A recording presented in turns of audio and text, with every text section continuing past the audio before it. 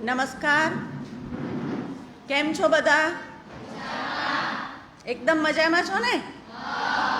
Okay, ચાલો આજની શુભ સવાર સૌને.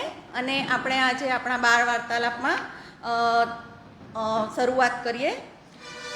આજના મને ગમતું પુસ્તક બાળ વાર્તાલાપમાં ઉપસ્થિત બાળમિત્રો, આચાર્યો, શિક્ષકો સૌનું સયાજી વૈભવ પુસ્તકાલય વતી હું સ્વાગત કરું છું. છેલ્લા 29 વર્ષથી ચાલતો મને ગમતું પુસ્તક બાળ વાર્તાલાપનો આ 248મો વાર્તાલાપ છે. આપણે દરેક મહિનાઓમાં કોઈક ને કોઈક સ્પેશિયલ ડેની ઉજવણી કરતા હોઈએ છીએ. ખબર છે ને તમને કયા કયા દિવસો આવતા હોય છે? આ મહિનામાં એવો કયો સ્પેશિયલ ડે છે? કોઈ કહેશે? આજે કયો સ્પેશિયલ ડે છે? કોઈ કહેશે? ઓકે, ઘણા બધા દિવસો આવ્યા જ કરતા હોય છે, એટલે કદાચ બધાને ખ્યાલ પણ નહીં હોય, પણ મારે બોલવાનું હતું એટલે મેં પણ સર્ચ કરીને જ તૈયારી કરેલી છે. તો આજે 13મી સપ્ટેમ્બર એટલે પોઝિટિવ થિંકિંગ ડે છે, સકારાત્મક વિચારોનો દિવસ. એક અમેરિકન ઉદ્યોગ સાહસિકે સકારાત્મકતાના પ્રચાર પ્રસાર હેતુ માટે સૌપ્રથમ 2003માં આ દિવસની શરૂઆત કરેલી હતી. એમ તો પોઝિટિવ થિંકિંગ ડે માટે કોઈ એક દિવસની જરૂર નથી હોતી, બરાબર ને? પોઝિટિવ થિંકિંગ કરવું હોય તો માત્ર એક દિવસ માટે જ કરવું એવું કંઈ જરૂરી નથી ને. આપણો રોજનો દિવસ એક પોઝિટિવિટી સાથે ચાલુ થવો જોઈએ. તો આજે પોઝિટિવ થિંકિંગ ડે છે, તો આપણે ખૂબ સારા વિચારો સાથે અને આપણા સકારાત્મક વિચારોનો આખું એક ઉર્જામય વાતાવરણ બનાવીએ અને આજના વાર્તાલાપને માણીએ.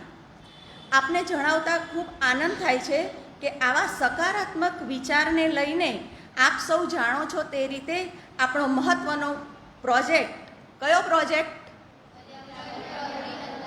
Very good. પર્યાવરણ પ્રહરી નંદનવન નવસારી ચાલી રહ્યો છે. તેની દરેક પ્રવૃત્તિઓથી તો આપ સૌ સારી રીતે માહિતગાર છો જ, માટે આજે એના વિશે વધારે વાત તો નહીં કરું, પણ એક વાત જરૂરથી જણાવીશ કે ગઈકાલ એટલે 12મી સપ્ટેમ્બરે આ પ્રોજેક્ટને 1 વર્ષ પૂરું થયું. શાળાઓ, સંસ્થાઓ અને પર્યાવરણને લઈને જેઓ ચિંતિત છે, જેમને પર્યાવરણ માટે કંઈક કરવું છે, એવા લોકો આ પ્રોજેક્ટમાં ઉત્સાહપૂર્વક જોડાઈને ખૂબ સારી રીતે કાર્ય કરી રહ્યા છે. ક્લાઇમેટ મિશનને માત્ર પ્રોજેક્ટ પૂરતું સીમિત નહીં રાખતા કાયમી ધોરણે પોતાના જીવનમાં અપનાવી ચૂક્યા છે. ત્યારે આજના આ વાર્તાલાપમાં પણ બાળકોએ પર્યાવરણને, માનવજાતને, ખરેખર તો પર્યાવરણ કરતાં આપણે માનવજાતને બચાવવાની છે, માટે આપણે પર્યાવરણનું રક્ષણ કરવાનું છે. તો એને બચાવવા માટે આપણે સૌ સાથે મળીને વધારે સારું શું કરી શકાય તે વિષયના પુસ્તકોને પસંદ કર્યા છે. તો આજે આપણે આ વિષયને જ લગતા પુસ્તકોને લઈને રજૂ કરવા માટે આવી રહેલા બાળકોને શાંતિથી સાંભળશું. અને હા, ખાસ ધ્યાન આપજો કે આ ચારેય વિદ્યાર્થીઓના પુસ્તકો આપણે શાંતિથી સાંભળવાના છે, સમજવાના છે, અને તેમાંથી આપના મનમાં ઉઠતા પ્રશ્નો, સમાધાનો અને કોઈ પૂરક માહિતી હોય, આપ સતત નવી નવી માહિતીઓ મેળવતા હોય તો એ પર્યાવરણને રિલેટેડ પૂરક માહિતી વિશે પણ આપ અહીંયા બોલી શકશો, રજૂ કરી શકશો. એ આપણે વાર્તાલાપના અંતમાં પ્રશ્નોત્તરીનો સમય આપીશું, એ દરમિયાન કરીશું. માટે આપ વાર્તાલાપ શાંતિથી સાંભળશો, સમજશો, તો જ આપને પ્રશ્નો ઉઠશે અથવા તો કોઈ પૂરક માહિતી આપ લખી શકશો. એટલા માટે આપણે શાંતિથી આ બાળકોને સાંભળવાના છે. તો આજના આપણા પહેલા વક્તા છે આલિયા જાવિદ ભાયાત, જે શ્રીમદ રાજચંદ્ર પ્રાથમિક વિદ્યાલયમાં ધોરણ 8માં અભ્યાસ કરે છે. તેમને વાંચન અને સંગીતનો શોખ છે અને ભવિષ્યમાં તેઓ ડૉક્ટર બનવાનું વિચારી રહ્યા છે. તો આપણી શુભેચ્છાઓ તેમની સાથે જ છે. આલિયા, પ્લીઝ.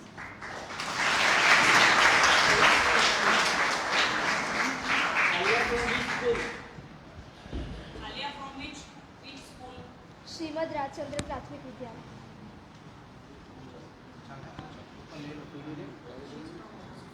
માનનીય મહાનુભાવો તથા મારા સર્વે વહાલા બાળ મિત્રોને મારા નમસ્કાર. આજના મારા પુસ્તકનું નામ છે પ્રદૂષણ મુક્ત પર્યાવરણ આજ અને આવતીકાલ, જેના લેખક છે ધવલ પટેલ. પર્યાવરણ શિક્ષણ એક અભ્યાસ. સૌપ્રથમ મિત્રો, પર્યાવરણ એટલે શું? આપણને બધાને જ ખબર છે કે પર્યાવરણ એટલે પરી વત્તા આવરણ. પરી એટલે ચારેય બાજુ અને આવરણ એટલે ફેલાયેલું. એટલે પર્યાવરણનો અર્થ થયો ચારેય બાજુ ફેલાયેલું. પર્યાવરણનું નકારાત્મક પાસું છે પ્રદૂષણ. હવા, પાણી, ખોરાક, જમીન આ ચારમાં પ્રદૂષણની માત્રા અતિશય છે. પ્રદૂષણથી અનેક પ્રકારના રોગોનું પ્રમાણ વધ્યું છે, જે આજે વિશ્વની વૈશ્વિક સમસ્યા બની છે. જ્યાં સમગ્ર પ્રકૃતિનું સંતુલન ઉપર છેલ્લા પ્રયત્નો સફળ થતા જીવસૃષ્ટિના જીવન મરણનો પ્રશ્ન છે. વિદ્યાર્થીમાં પર્યાવરણ સંસ્કારો. મનુષ્યનું મન, તેની લાગણીઓ, તેની ભાવનાઓ, તેનો અન્ય લોકો સાથેનો વ્યવહાર એ પણ તેના આરોગ્ય જેટલું જ અગત્યનું છે. આ બધા પાછળનું કારણ અન્ન છે. આહાર તેવા વિચાર અને અન્ન તેવો ઓડકાર. માનવ તો તેનો તે જ છે, પરંતુ દૂષિત અન્ન ખાઈને તેના વિચારો, તેના મનોભાવો દૂષિત થયા છે. પર્યાવરણનું સંતુલન.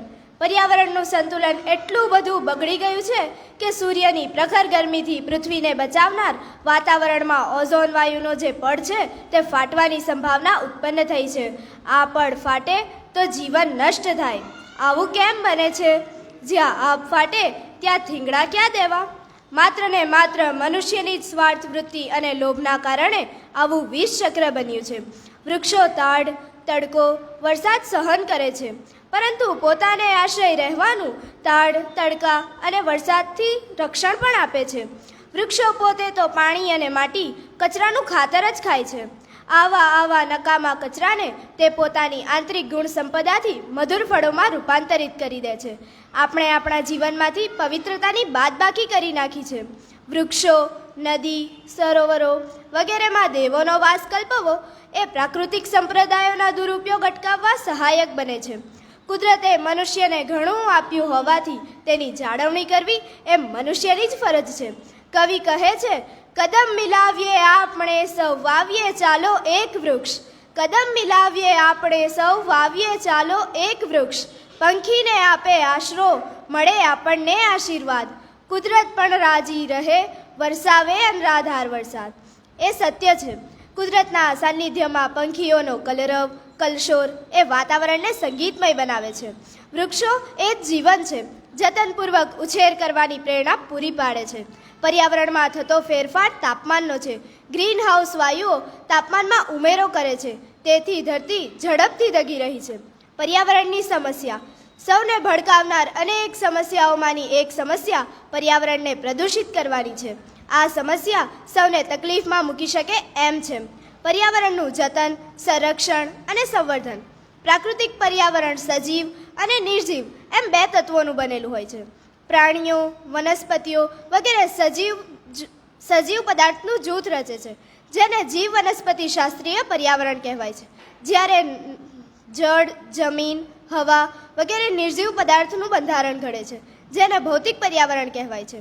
ભૌતિક પર્યાવરણ અને જીવ વનસ્પતિ શાસ્ત્રીય પર્યાવરણ એવી રીતે એકબીજાની સાથે સમન્વિત થાય છે કે તે પરિવર્તનોની પરંપરા ઉત્પન્ન કરે છે.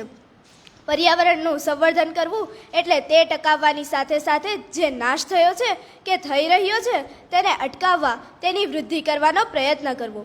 પર્યાવરણનું સંરક્ષણ અને સંવર્ધન આ બાબતે વ્યક્તિ ધારે તો યોગ્ય રીતે પાલન કરી અમલમાં લાવી શકે એમ છે. આ માટે 4 બાબતો મહત્વની છે. પહેલું, વપરાશ સંપૂર્ણ રીતે ટાળવો.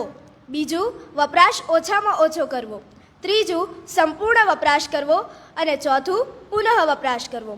પર્યાવરણને પ્રદૂષિત કરતી આફતો. અણધારી આવતી આફતો વધુ વિનાશક અને નુકસાનકારી સાબિત થતી હોય છે. જેમ કે દુષ્કાળ એક આફત, પૂરની આફત, વાવાઝોડાની આફત વગેરે. આમાંથી એક છે ભૂકંપની આફત. ભૂકંપથી પર્યાવરણમાં આફત આવે છે. ભૂકંપમાં મકાનો તથા અન્ય બાંધકામો ધરાશાયી થવાને પરિણામે જમીનની ફળદ્રુપતાને નુકસાન પહોંચે છે. પાણી અને અન્ય બાંધકામોને પણ આવા સમયે નુકસાન પહોંચે છે. ખેતીના પાકોને પણ નુકસાન પહોંચવાની શક્યતા રહેલી છે. ભૂકંપ વખતે જો તમે ઘરમાં હો તો બહાર નીકળી જાઓ. બને ત્યાં સુધી ખુલ્લી જગ્યામાં રહેવાનો પ્રયત્ન કરો. બહુમાળી ઇમારતોમાં રહેતા હો તો સીડી ઉતરવાનો પ્રયત્ન ન કરો કે ગેલેરીમાં ન ઊભા રહો. ચાલુ વાહનમાં હો તો એક જ જગ્યાએ રોડની સાઈડ પર ઊભા રહેવું જોઈએ. ભૂકંપ બાદ તૂટેલા માલ સામાન વચ્ચે ખુલ્લા પગે ચાલવું ન જોઈએ. વૃક્ષોનું નિકંદર થવાથી ધરતીનું ધોવાણ થાય છે, પર્યાવરણનું નુકસાન થાય છે. સ્વ બચાવ માટે પ્રાથમિક કીટ હાથવગી રાખવી જોઈએ. પ્રલયકારી સમસ્યા ગ્લોબલ વોર્મિંગ. હવે ગ્લોબલ વોર્મિંગ એટલે શું? ગ્લોબલ વોર્મિંગ એટલે વિશ્વના તાપમાનમાં વધારો. વિશ્વના અનેક દેશોના હવામાનમાં ફેરફાર આવ્યો છે, જેની આપણે અસર હમણાં અનુભવીએ છીએ. પૃથ્વી જ્યારે સૂર્યથી છૂટી પડી ત્યારે ધગધગતા ઘોડા જેવી હતી. અબજ વર્ષો પછી સ્થળ જળ થાળે પડ્યા અને પર્યાવરણનું નિર્માણ થયું. પૃથ્વી પર જીવ સૃષ્ટિ સર્જાઈ. ઉષ્મીય ઉર્જા અને યોગ્ય પર્યાવરણથી જીવન શક્ય બન્યું. ક્લાઇમેટ ચેન્જ શા માટે અતિ ગંભીર? પર્યાવરણ ક્ષેત્રે ઊભો થયેલો સૌથી મોટો ખતરો હોય તો તે ક્લાઇમેટ ચેન્જ છે. પૃથ્વીનું સર્જન થયું ત્યારથી જ ક્લાઇમેટ ચેન્જની કુદરતી પ્રક્રિયા શરૂ થઈ હતી. ક્લાઇમેટ ચેન્જ સમય જતાં વધુ અસ્થિર બન્યું. પૃથ્વીના ક્લાઇમેટમાં તેની ધીમી અને ચોક્કસ ગતિ કરતાં વધુ ઝડપી બદલાવ આવવા માંડ્યો છે. આ જોતાં જ આ બદલાવ માનવજાતિનો છે, જે ચિંતાજનક છે. પૃથ્વીના દરેક જીવને અસર કરશે. પૃથ્વી પરના વાતાવરણનું સંતુલન કઈ રીતે તૂટ્યું? કુદરતે રચી આપેલા સુયોગ્ય વાતાવરણમાં માનવે અડપલા કરતા ઔદ્યોગિક ક્રાંતિની હવા, સુખ સગવડની ઈચ્છાએ માનવને વિકાસના સોપાન પાછળ ઘેલછા લાગી. ભૌતિક સમૃદ્ધિની ગળાકાપ હરીફાઈ શરૂ થઈ. પૃથ્વીના તાપમાનમાં અભૂતપૂર્વ વધારો થતો ગયો. જંગલો કપાઈ ગયા છે, કપાઈ રહ્યા છે. મનુષ્યને હવે જરૂરી પ્રાણવાયુ મળશે કે કેમ? વાયુને તો પોતાનું નિશ્ચિત બંધારણ છે, પોતાના ગુણધર્મો છે, એટલે એ તો એ પ્રમાણેની જ વર્તણૂક કરવાના. ભૂલ માનવજાતની છે. કુદરતી સમતોલમાં પોતાનું ડહાપણ વાપરી ગ્રીન હાઉસ વાયુ ઉમેર્યો એટલે આ સમસ્યા ઊભી થઈ છે. પ્રકૃતિમાં ફેરફાર, ગંભીર પરિણામો. પૃથ્વીનું તાપમાન વધી રહ્યું છે. તેનું કારણ વાતાવરણમાં વધેલો કાર્બન ડાયોક્સાઇડ છે. પૃથ્વીનું તાપમાન 4 અંશ સેન્ટીગ્રેડ જેટલું વધી જશે અને ભારે મોટો કુદરતી પ્રકોપ પ્રસરી જશે. હવે પછીનો સમય સારો નથી. હવે પછીની અસરો ખૂબ જ ગંભીર, ખતરારૂપ છે. ચેતી જાઓ, પૃથ્વીને બચાવવાના પ્રયત્નો કરો. દુનિયાને લૂંટી લેવાની લાલસા અને ઔદ્યોગિકીકરણનો આંધળુકિયામાં લેતા ગાંધીજીએ કહ્યું હતું, જો ભારત જેવા દેશો પણ બ્રિટન જેવી જીવનશૈલી અને ઔદ્યોગિકીકરણનો માર્ગ અપનાવે તો તેની પૂર્તિ માટે બીજી કેટલીય પૃથ્વીની જરૂર પડે. દુનિયાને આજે ગાંધીજીની આ વાતની યાદ આવી છે. વધુ વૃક્ષો વાવો. ઋતુઓને નિયમિત કરવા, વધુ વરસાદ લાવવા માટે વધુ વૃક્ષો વાવવા જોઈએ. ગ્લોબલ વોર્મિંગ અટકાવવા માટે પણ વૃક્ષો વાવવા જોઈએ. વૃક્ષો દિવસે ગ્લોબલ વોર્મિંગનો સૌથી મોટો વિલન એવો કાર્બન ડાયોક્સાઇડ વાયુ ગ્રહણ કરી લે છે અને પ્રકાશ સંશ્લેષણની ક્રિયા બાદ ઓક્સિજન વાયુ મુક્ત કરે છે. વૃક્ષો એ જ જીવન છે. જતનપૂર્વક ઉછેર કરવાની પ્રેરણા પૂરી પાડે છે. વૃક્ષો વાવો, હરિયાળી લાવો. વૃક્ષો રસ્તાની શોભા છે. ભૂખ્યાજનોને અન્ન આપે છે, તરસ્યાને પાણી આપે છે, દર્દીઓને દવા આપે છે, સજીવોને ફળ ફૂલ આપે છે. વૃક્ષો એ ધરતીની ઢાલ છે. વધુ વૃક્ષો વાવો, વધુ વરસાદ લાવો. વધુ વૃક્ષો વાવો, પ્રદૂષણ હટાવો. પરોપકારી જીવ એટલે વૃક્ષ. પ્રદૂષણ ફેલાવતા પરિબળો. દરિયામાં પ્લાસ્ટિકના તરતા પ્રવાહનું એક આખું સ્તર રચાયું છે. જે આ પ્લાસ્ટિકના કચરામાં જૂના ટૂથબ્રશ, રમકડા, પ્લાસ્ટિકના ઝબલા, થેલી વગેરે જેવી અસંખ્ય વસ્તુઓનો સમાવેશ થાય છે. જળનું પ્રદૂષણ. જળનું પ્રદૂષણ દિન પ્રતિદિન વધતું જાય છે. જળનું પ્રદૂષણ આપણે તેમાં વાસણ માંજીએ, કપડાં ધોઈએ, ઢોરને નવડાવીએ તેથી પ્રદૂષિત થાય છે. પીવાના પાણી અને સ્વાસ્થ્યને ખૂબ નજીકનો સંબંધ છે. પાણીમાં રહેલા ગંદકીના ગંદા જીવાણુઓ જ પીવાના પાણીને દૂષિત બનાવે છે. હવાનું પ્રદૂષણ. જીવનની મુખ્ય જરૂરિયાતો હવા, પાણી અને ખોરાક છે. ખોરાક વગર જીવી ન શકીએ, પાણી વગર બિલકુલ ન જીવી શકીએ અને હવા વગર તો થોડી મિનિટ માટે પણ ન જીવી શકીએ. હવા એ કુદરતે મફત આપી છે. મફત મળતી હવાને આપણે પ્રદૂષિત કરીએ છીએ, પરિણામે વિનાશ. આગળ છે અવાજનું પ્રદૂષણ. આજનું સૌથી વધુ પ્રદૂષણ અવાજનું પ્રદૂષણ છે, જેને ધ્વનિ પ્રદૂષણ પણ કહે છે. આટલા ઉદ્યોગો અને વાહનોથી અવાજનું પ્રદૂષણ થાય છે. ઘોંઘાટ પેદા થાય છે. ઘોંઘાટથી બહેરાશ આવે છે. ઘોંઘાટથી અતિશય અવાજનું પ્રદૂષણ એ ક્યારેક તો માનવના ચિત્તને ભ્રમિત કરી નાખે છે અને માણસ ગાંડો પણ બની જાય છે.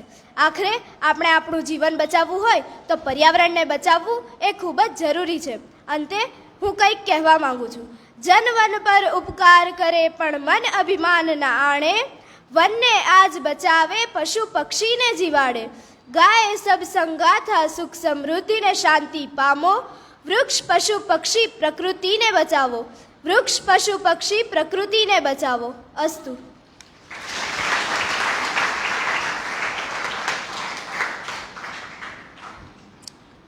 ખૂબ સરસ બેટા. આલિયાએ આપણને પ્રદૂષણ મુક્ત પર્યાવરણ આજ અને કાલ પુસ્તક વિશે ખૂબ સરસ માહિતી આપી. કુદરતી આફતો વખતે સાવચેતી કેવી રીતે રાખવી, કયા કયા પગલાઓ ભરવા એ વિશે પણ સારી વાતો કરી. અને પ્રદૂષણ મુક્ત પર્યાવરણ માટે આપણે આપણાથી જે શક્ય બને તેવા નાના નાના પ્રયાસો કરવા જ પડશે, તો જ મોટા પરિણામો આપણને મળી શકશે. હવે આપણા આજના બીજા વક્તા છે મોહમ્મદ આકિબ સલીમ ખરાદી. બાઈ નવાઝ ટાટા ગર્લ્સ હાઈસ્કૂલ ગુજરાતી માધ્યમનો ધોરણ 9નો વિદ્યાર્થી છે. તે વાંચનનો શોખ ધરાવે છે અને તેને લેખક બનવું છે. તો સારા વાચક હોય તે સારા લેખક ચોક્કસથી બની શકે, પરંતુ તેના માટે વાંચનની સતત ટેવ રાખવી પડશે અને ખૂબ બધું વાંચવું પડશે, કારણ કે જે સારા વાંચક હોય તે જ સારું લખી શકતા હોય છે. બરાબર ને? અને તેને વાર્તા લેખનમાં પ્રમાણપત્ર પણ મેળવેલ છે. તો આજે તે આપણને વાત કરશે પર્યાવરણની જાળવણી કેમ કરશો, અને આ પુસ્તક પર તે આપણને આજે માહિતી આપશે. મોહમ્મદ.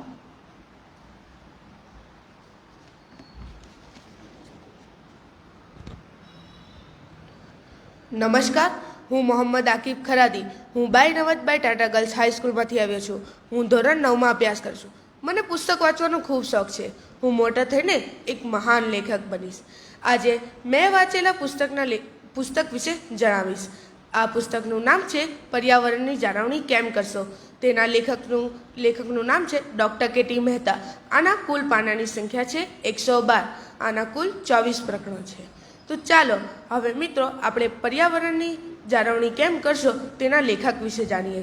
તે ડૉક્ટર કે.ટી. મહેતાનો જન્મ 9મી જૂન 1945ના રોજ ભરૂચમાં થયો હતો.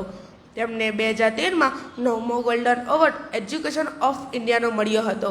તે હાલ પર્યાવરણ પ્રદૂષણ પર પુસ્તકો લખી રહ્યા છે. તો ચાલો હવે આપણે પર્યાવરણની જાળવણી કેમ કરશું તે જાણીએ. પણ તેના કરતાં પહેલાં પર્યાવરણ એટલે શું? પર્યાવરણ એટલે કે આપણી આસપાસની બધી જ વસ્તુનો સમૂહ કે જેમાં સજીવ કે નિર્જીવ બંનેનો સમાવેશ થાય. જૈવિક ઘટકો મનુષ્ય, પ્રાણી અને વનસ્પતિ. અજૈવિક ઘટકો હવા, પાણી, સૂર્યપ્રકાશ અને જમીન. મિત્રો, આ પુસ્તકના પાને આપણને પર્યાવરણની જાળવણી કેમ કરવી તે સમજાવવામાં આવ્યું છે. માનવીની પર્યાવરણ બદલ પ્રવૃત્તિ વધવાના કારણે કુદરતી સંસાધનો ઘટી રહ્યા છે. તો તેને બચાવવા માટે આપણે થોડાક ઉપાયો કરીએ. મિત્રો, આ પુસ્તકમાં પર્યાવરણની જાળવણી કરવી તે જ સમજાવવામાં આવ્યું છે, પરંતુ મને ગમેલા પ્રકરણો વિશે હું તમને જણાવીશ. મિત્રો, આ પુસ્તકમાં ઉપભોક્તાવાદ અને નકામી વસ્તુનો કેવી રીતે નિકાલ કરવો તે સમજાવવામાં આવ્યું છે. આજના જમાનાના માણસો એવી વસ્તુનો ઉપયોગ વધારે કરે છે જેનાથી કચરાનો નિકાલ વધુ થાય છે અને મોટાભાગની વસ્તુઓ એક જ વાર વાપરી ફેંકી દે છે. તો આ સમસ્યાને દૂર કરવા માટે આપણે અંગ્રેજીના 3 R રિડ્યુસ, રીયુઝ અને રિસાયકલની માહિતી મેળવીશું. રિડ્યુસ એટલે કે ઉપયોગમાં ઘટાડો. આપણે પ્લાસ્ટિકના સંસાધનોનો ઉપયોગમાં ઘટાડો કરવો જોઈએ. આપણે પ્લાસ્ટિકની વસ્તુઓને ન વાપરવી જોઈએ. જરૂર ન હોય ત્યારે આપણે વીજળીનો બચાવ કરવો જોઈએ. મિત્રો, તમે ઘરે અથવા કે શાળાએ જરૂર ન હોય ત્યારે જ પંખા અને લાઇટની સ્વિચ બંધ કરી દેવી જોઈએ. હવે રીયુઝ એટલે કે પુનઃ વપરાશ. આપણે કોઈ પણ વસ્તુને ફરી વાપરી શકીએ તેને પુનઃ વપરાશ કહીએ છીએ. જેમ કે ટીન કે ડબ્બાનો ઉપયોગ આપણે ઘરે ચા, ખાંડ કે મસાલા ભરવા કરી શકીએ છીએ. તૂટેલા કપ, રકાબી અથવા કે કાચના ટુકડાઓ આપણે ઘર શણગારવા માટે કરી શકીએ છીએ. મિત્રો, હવે સૌથી અસરકારક પુનઃચક્રીકરણ કે જેમાં આપણે કોઈ પણ વસ્તુને પીગાડીને તેના જેવી જ વસ્તુઓ બનાવીએ તેને પુનઃચક્રીકરણ કહે છે.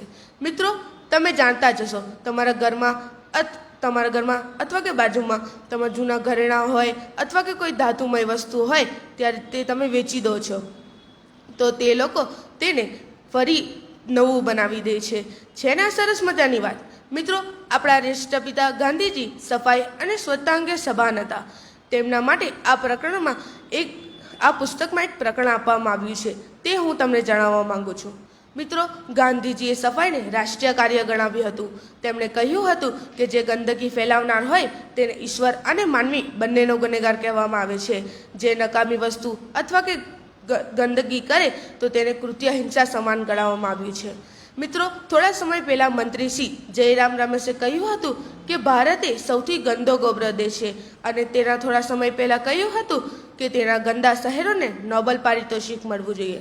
મિત્રો, આપણા વિશ્વમાં કેટલાક આદર્શો જેવા પણ શહેરો છે, જેનું એક ઉદાહરણ હું તમને કહેવા માંગુ છું. અમેરિકાના પોર્ટલેન્ડ પાસે એક વ્યક્તિ મૂત્ર વિસર્જન કરતા પકડાયો. તે તળાવમાં 80 લાખ ગેલન જેટલું પાણી હતું. સરકારે તેને $36,000 ખર્ચ કરાવતા બહાર કઢાવ્યું. આવી આરોગ્ય અને સ્વચ્છતા અંગે ઝીણી માવજતે ભારતે પશ્ચિમ પાસેથી શીખવી પડશે. આપણે સાર્વજનિક સ્થળે ધૂમ્રપાન ન કરવો જોઈએ, કારણ કે તે હાનિકારક છે. તે માટે આપણા માટે હાનિકારક તો છે, તે બીજાના માટે નુકસાનકારક પણ છે. આપણે છીંક અથવા કે ખાંસી ખાતી વખતે રૂમાલનો ઉપયોગ કરવો જોઈએ. મિત્રો, હવે ચાલો આપણે અલગ અલગ પ્રદૂષણને પૃથ્વીથી કેવી રીતે બચાવવું તે જાણીએ. સૌપ્રથમ વાયુ પ્રદૂષણ. આપણે કોઈ પણ વાયુ પ્રદૂષણ ફેલાવતા વાહનોને જુઓ તો તરત જ પરિવહન કચેરી અથવા કે પરિવહન નિયંત્રણ પર પત્ર લખવો જોઈએ. આપણે સાર્વજનિક વાહનોનો ઉપયોગ વધારે કરવો જોઈએ કે જેમાં વધુમાં વધુ મુસાફરી થઈ શકે છે. આપણે કાગળનો ઉપયોગ ટાળવો જોઈએ.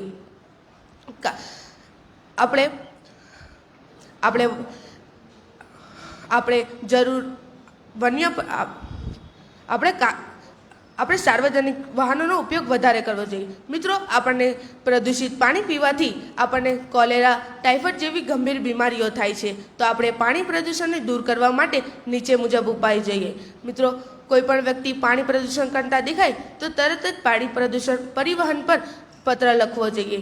મિત્રો, કારખાના અથવા કે કોઈ પણ ફેક્ટરીનું ગંદુ પાણી પાણીમાં જતું અટકાવવું જોઈએ. મિત્રો, આમાંથી કોઈને ઘોંઘાટ સાંભળવાનું ગમે છે? અરે, કોઈને ના ગમે તો આવો મિત્રો, ઘોંઘાટને દૂર કરવા માટે આપણે થોડાક ઉપાયો જાણીએ. આપણે વિમાન મથકથી આપણો ઘર દૂર રાખવો જોઈએ. આપણે મોબાઈલનો ઉપયોગ વધુ ન કરવો જોઈએ. ઘણા લોકો દિવાળીઓમાં પશુ અથવા કે પંખીના પૂંછડી ફટાકડાની લૂમ બાંધી ફોડે છે. તે કરતું અટકાવવું જોઈએ. આપણા ઘરના આસપાસ અથવા કે કોઈ પણ અવાજ કરતી જગ્યાએ આપણે વૃક્ષ વાવવા જોઈએ. વિશાળ જગ વિસ્તારે નથી એક જ માનવી.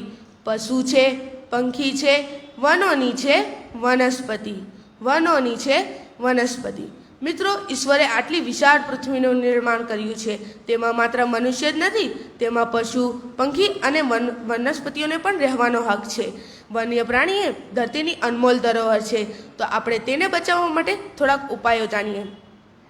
આપણે વન્ય પ્રાણીઓથી બનતા ઉત્પાદનોને નકારવા જોઈએ.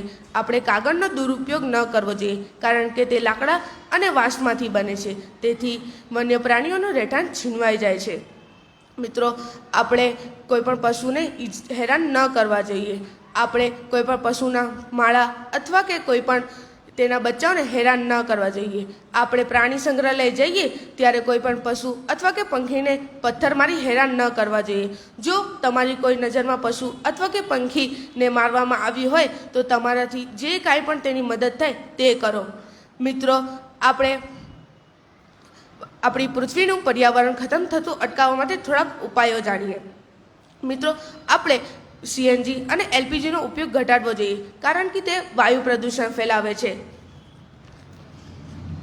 આપણે વીજળીનો વપરાશ ઘટાડવો જોઈએ, કારણ કે વીજળીના ઉત્પાદન એ કોલસાને બાળવા પડે છે અને તેનાથી પણ વાતાવરણમાં પ્રદૂષણ ફેલાય છે. આના ઉપાયો તરીકે આપણે શહેરોમાં સ્ટ્રીટ લાઇટ લગાવવી જોઈએ, જે રાત્રે 10 વાગ્યે 50% અને 12 વાગ્યા પછી 75% બંધ રાખવી જોઈએ. સૌર ઉર્જા અને પવન ઉર્જાનો ઉપયોગ વધારવો જોઈએ. આજે આપણે જે ઘરોમાં રહીએ છીએ તે ઉનાળામાં ટપી જાય છે અને શિયાળામાં ઠંડા થઈ જાય છે. આપણે લોખંડ અથવા કે સિમેન્ટનો ઉપયોગ ન કરવો જોઈએ. આપણે રેતી, ચૂનો, લાકડું, દેશી નળિયાનો ઉપયોગ કરવો જોઈએ, જેનાથી ઉનાળામાં ઠંડક અને શિયાળામાં આપણને હૂંફ મળી રહે. જીવો પ્રત્યે આપણે દયા રાખવી. તે માટે આપણે માંસાહારી છોડી દેવું જોઈએ. એક રતલ માંસ માટે તેમને 14 રતલ અનાજ અને 10,000 લીટર પાણીની જરૂર પડે છે. પૃથ્વીના વધી રહેલા પ્રદૂષણને સામે લડવા માટે ફક્ત વૃક્ષોની જ તાકાત છે, તો આપણે વધુમાં વધુ વૃક્ષ વાવવા જોઈએ. મિત્રો, આપણા વિશ્વમાં સૌથી મોટી તંગી એ પાણીની તંગી છે. તો આપણે પાણીની તંગી દૂર કરવા માટે નીચે મુજબ ઉપાયો કરવા જોઈએ.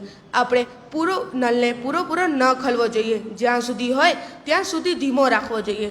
આપણે કોઈ પણ ગંદા કચરા અથવા કે નકામી વસ્તુઓને પાણીમાં ન નાખવું જોઈએ, જે રીતે તે પ્રદૂષિત થઈ શકે છે. અંતે મિત્રો, આપણે પર્યાવરણને બચાવવા માટે થોડાક સંકલ્પો લઈએ. તો તમે પોતાની જગ્યા પર ઊભા થઈ હાથ આગળ કરી મારા સાથે સંકલ્પો લેશો.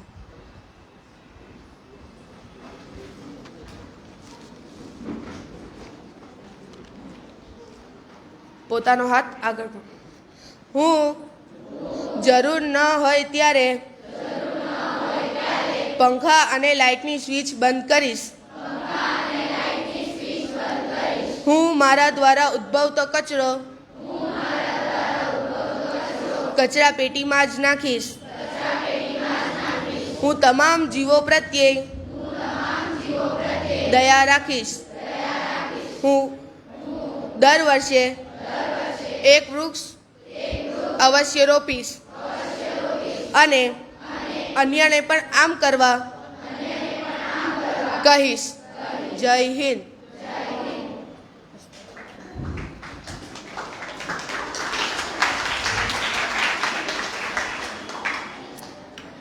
ખૂબ સરસ બેટા. મોહમ્મદે આપણને સ્વચ્છતા પર ગાંધીજીના વિચારોની પણ ખૂબ સરસ વાત કરી. તો તમે ગાંધીજીના પુસ્તકો વાંચશો તો આનાથી પણ વધારે ડિટેલ્સ તમને તેમાં જાણવા મળશે. તો ચોક્કસથી એવા પુસ્તકો પણ તમે હવે વાંચજો. અને ઘોંઘાટના પ્રદૂષણની ખૂબ બધા અલગ અલગ પ્રદૂષણોની વાત કરી. આપણને એમ થાય કે આપણે કરવું તો છે, પણ શું કરવું?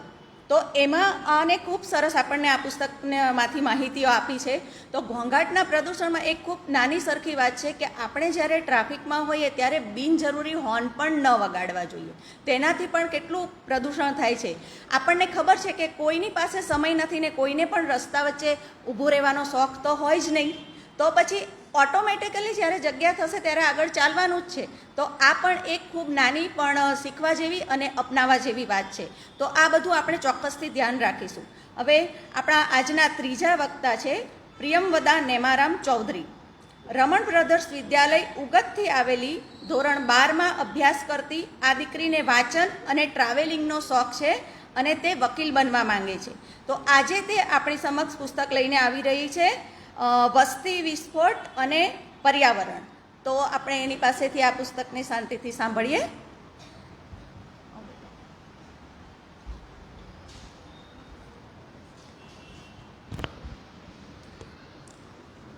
નમસ્તે, મારું નામ પ્રિયવંદા નેમારામ ચૌધરી છે અને હું રમણ બ્રધર્સ વિદ્યાલયથી આવું છું. આજે હું એક એવા પુસ્તકની વાત કરવા જઈ રહી છું જે આપણા દેશને વિકાસનો સીધો અસર કરે છે. આ પુસ્તક છે વસ્તી વિસ્ફોટ અને પર્યાવરણ અને તેના લેખક ડૉક્ટર કેતી મહેતા છે. મિત્રો, કલ્પના કરો, એક નાનું ઘર છે.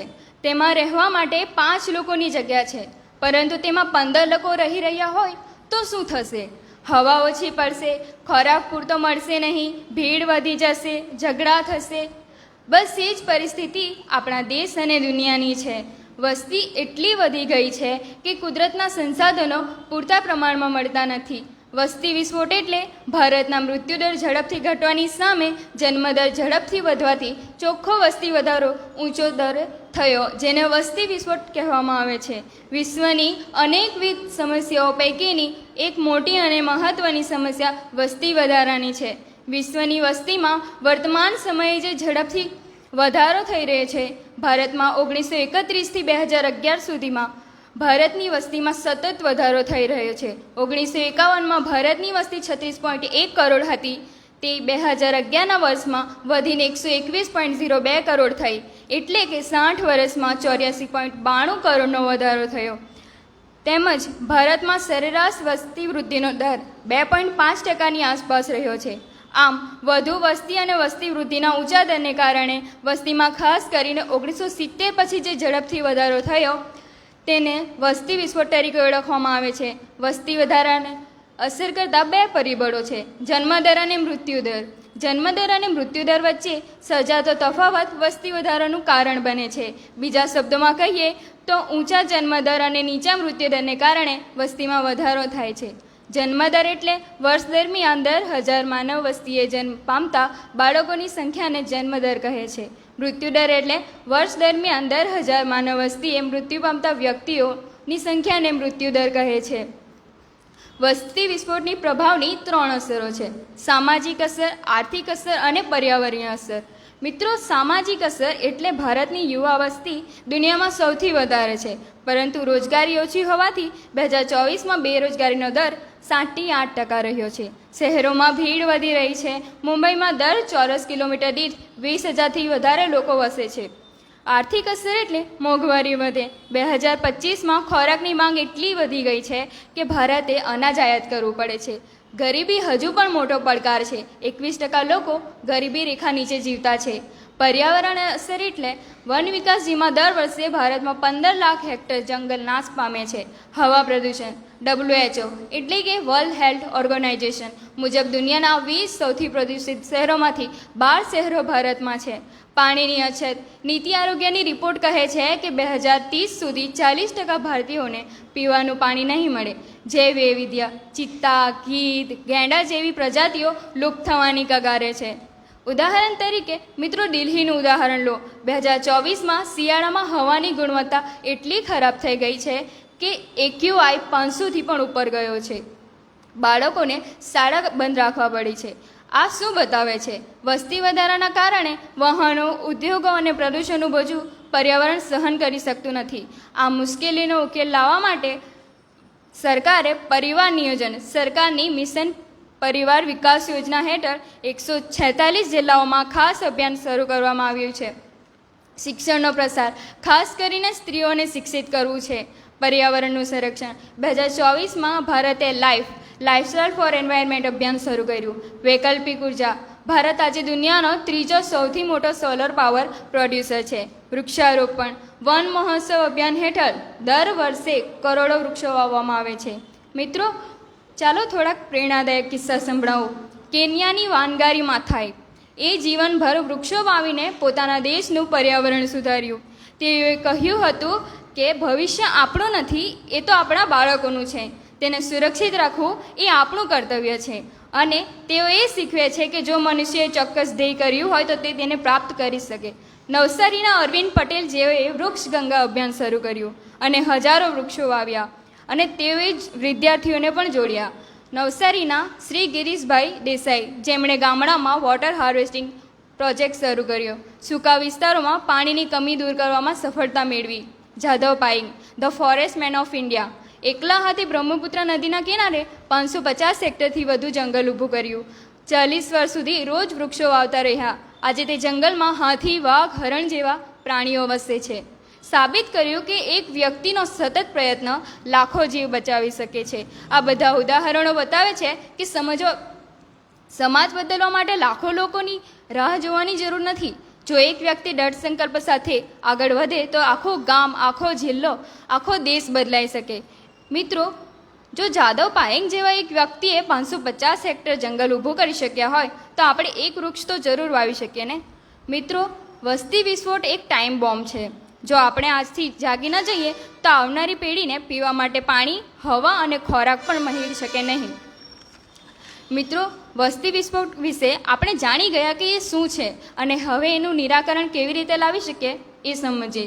મિત્રો, હું મારા વિચાર કહું તો આપણે ગામડાઓના વિસ્તારમાં આવતા જતા હોય ત્યારે ઘણી જગ્યા કે આંગણવાડી પર લખેલું હોય કે હમ દો હમારે દો, એટલે કે અમે બે અમારા બે, નાનું કુટુંબ સુખી કુટુંબ. આવું તો ઘણું બધું લખ્યું હોય છે. મિત્રો, શું તમને કોઈ દિવસ વિચાર આવ્યો કે શા માટે લખ્યું હોય? તો મિત્રો, આવું એ માટે લખ્યું હોય કે જો કોઈ વ્યક્તિ વાંચે તો એને સમજ પડે કે આ શા માટે લખ્યું છે, એનું કારણ એ વિચારે. આનું કારણ શું હોઈ શકે? આ પોસ્ટર અને વિચાર દીવારો પર સંદેશ લખવાનું કારણ વસ્તી વિસ્ફોટને ઘટાડવાનો છે. મિત્રો, વસ્તી વિસ્ફોટની અસરોના કારણે જીવનના દરેક ક્ષેત્ર પર દબાણ પડે છે. રોજગાર, ગરીબી, શિક્ષણ, આરોગ્ય, રહેઠાણ. રોજગારમાં નોકરીઓની સંખ્યા ઓછી પડે છે, બેરોજગાર વધી જાય છે. ગરીબીમાં વધુ મોઢા અને ઓછા સંસાધનો એટલે ગરીબી. શિક્ષણમાં શાળાઓ પર ભાર વધે છે, શિક્ષણની ગુણવત્તા વધે છે.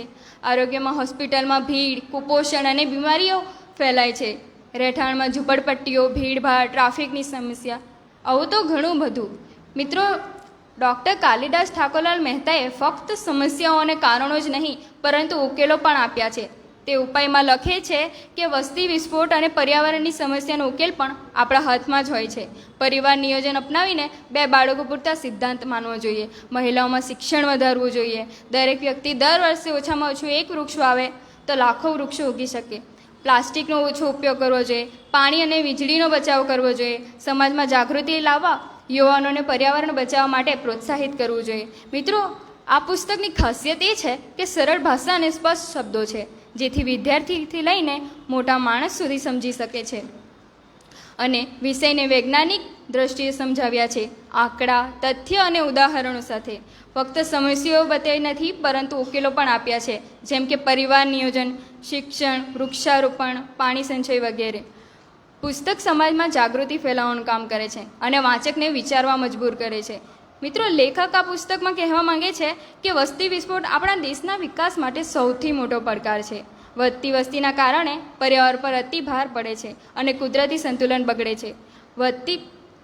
જો સમયસર પગલાં નહીં લઈએ તો ભવિષ્યમાં પાણી, જમીન, ખોરાક અને શુદ્ધ હવાના અભાવથી માનવજાતને મોટો સંકટ આવશે. તેથી પરિવાર નિયોજન, પર્યાવરણનું રક્ષણ અને સંસાધનો યોગ્ય ઉપયોગ કરીને આપણે ભવિષ્યને સુરક્ષિત બનાવી શકીએ. મિત્રો, આ પુસ્તક મને એટલા માટે ગમ્યું કારણ કે એમાં આપણા દૈનિક જીવન સાથે સીધો સંબંધ ધરાવતો વિષય સમજાવવામાં આવ્યો છે. વસ્તીની ઝડપી વધારો, તેની પર્યાવરણ પર થતી અસરો આપણે રોજબરોજ અનુભવીએ છીએ. આ પુસ્તક વાંચીને મને સમજાવ્યું કે પર્યાવરણનું રક્ષણ કરવું ફક્ત સરકાર કે મોટી સંસ્થાઓનું નહીં પરંતુ દરેક સામાન્ય નાગરિકનું કર્તવ્ય છે. આ પુસ્તક માત્ર વાંચવાનો વિષય નથી પરંતુ એક જીવનનો સંદેશ આપે છે. એ શીખવે છે કે જો આપણે પર્યાવરણનું સંતુલન જાળવીશું નહીં તો આવનાર ભવિષ્યમાં જીવન ખૂબ મુશ્કેલ બની જશે. આ પુસ્તકે મને પ્રેરણા આપી છે કે હું પણ નાનું યોગદાન આપીને પ્રકૃતિની સેવા કરું. Thank you.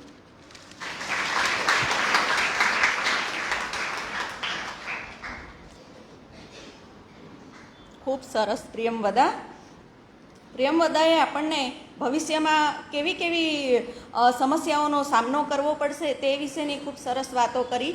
એની સાથે સાથે એવા મહાન વ્યક્તિઓની જે આપણી આજુબાજુ પણ કામ કરી રહ્યા છે, નવસારીના પણ વ્યક્તિઓની વાતો કરી કે જેમને પોતાની રીતે તો કામ શરૂ કરી જ દીધું છે. તો એ બધી ખૂબ સરસ આપણને ઉપયોગી માહિતીઓ આપી. આ 3 વક્તાઓએ આપણને પર્યાવરણને લગતી સમસ્યાઓ, તેના ઉપાયો અને આપણે અત્યારે શું કરી શકીએ તે વિષયક ખૂબ સારી માહિતીઓ આપી. હવે આજના આપણા ચોથા વક્તા થોડા અલગ વિષયના પુસ્તકને લઈને આવી રહ્યા છે. એ વિજ્ઞાનને લગતું પુસ્તક આજે લઈને આવ્યા છે. તો આજના આપણા ચોથા વક્તા છે જય ગિરીશભાઈ આહિર. ગુરુકુળ વિદ્યા મંદિર સુપામાંથી આવે છે.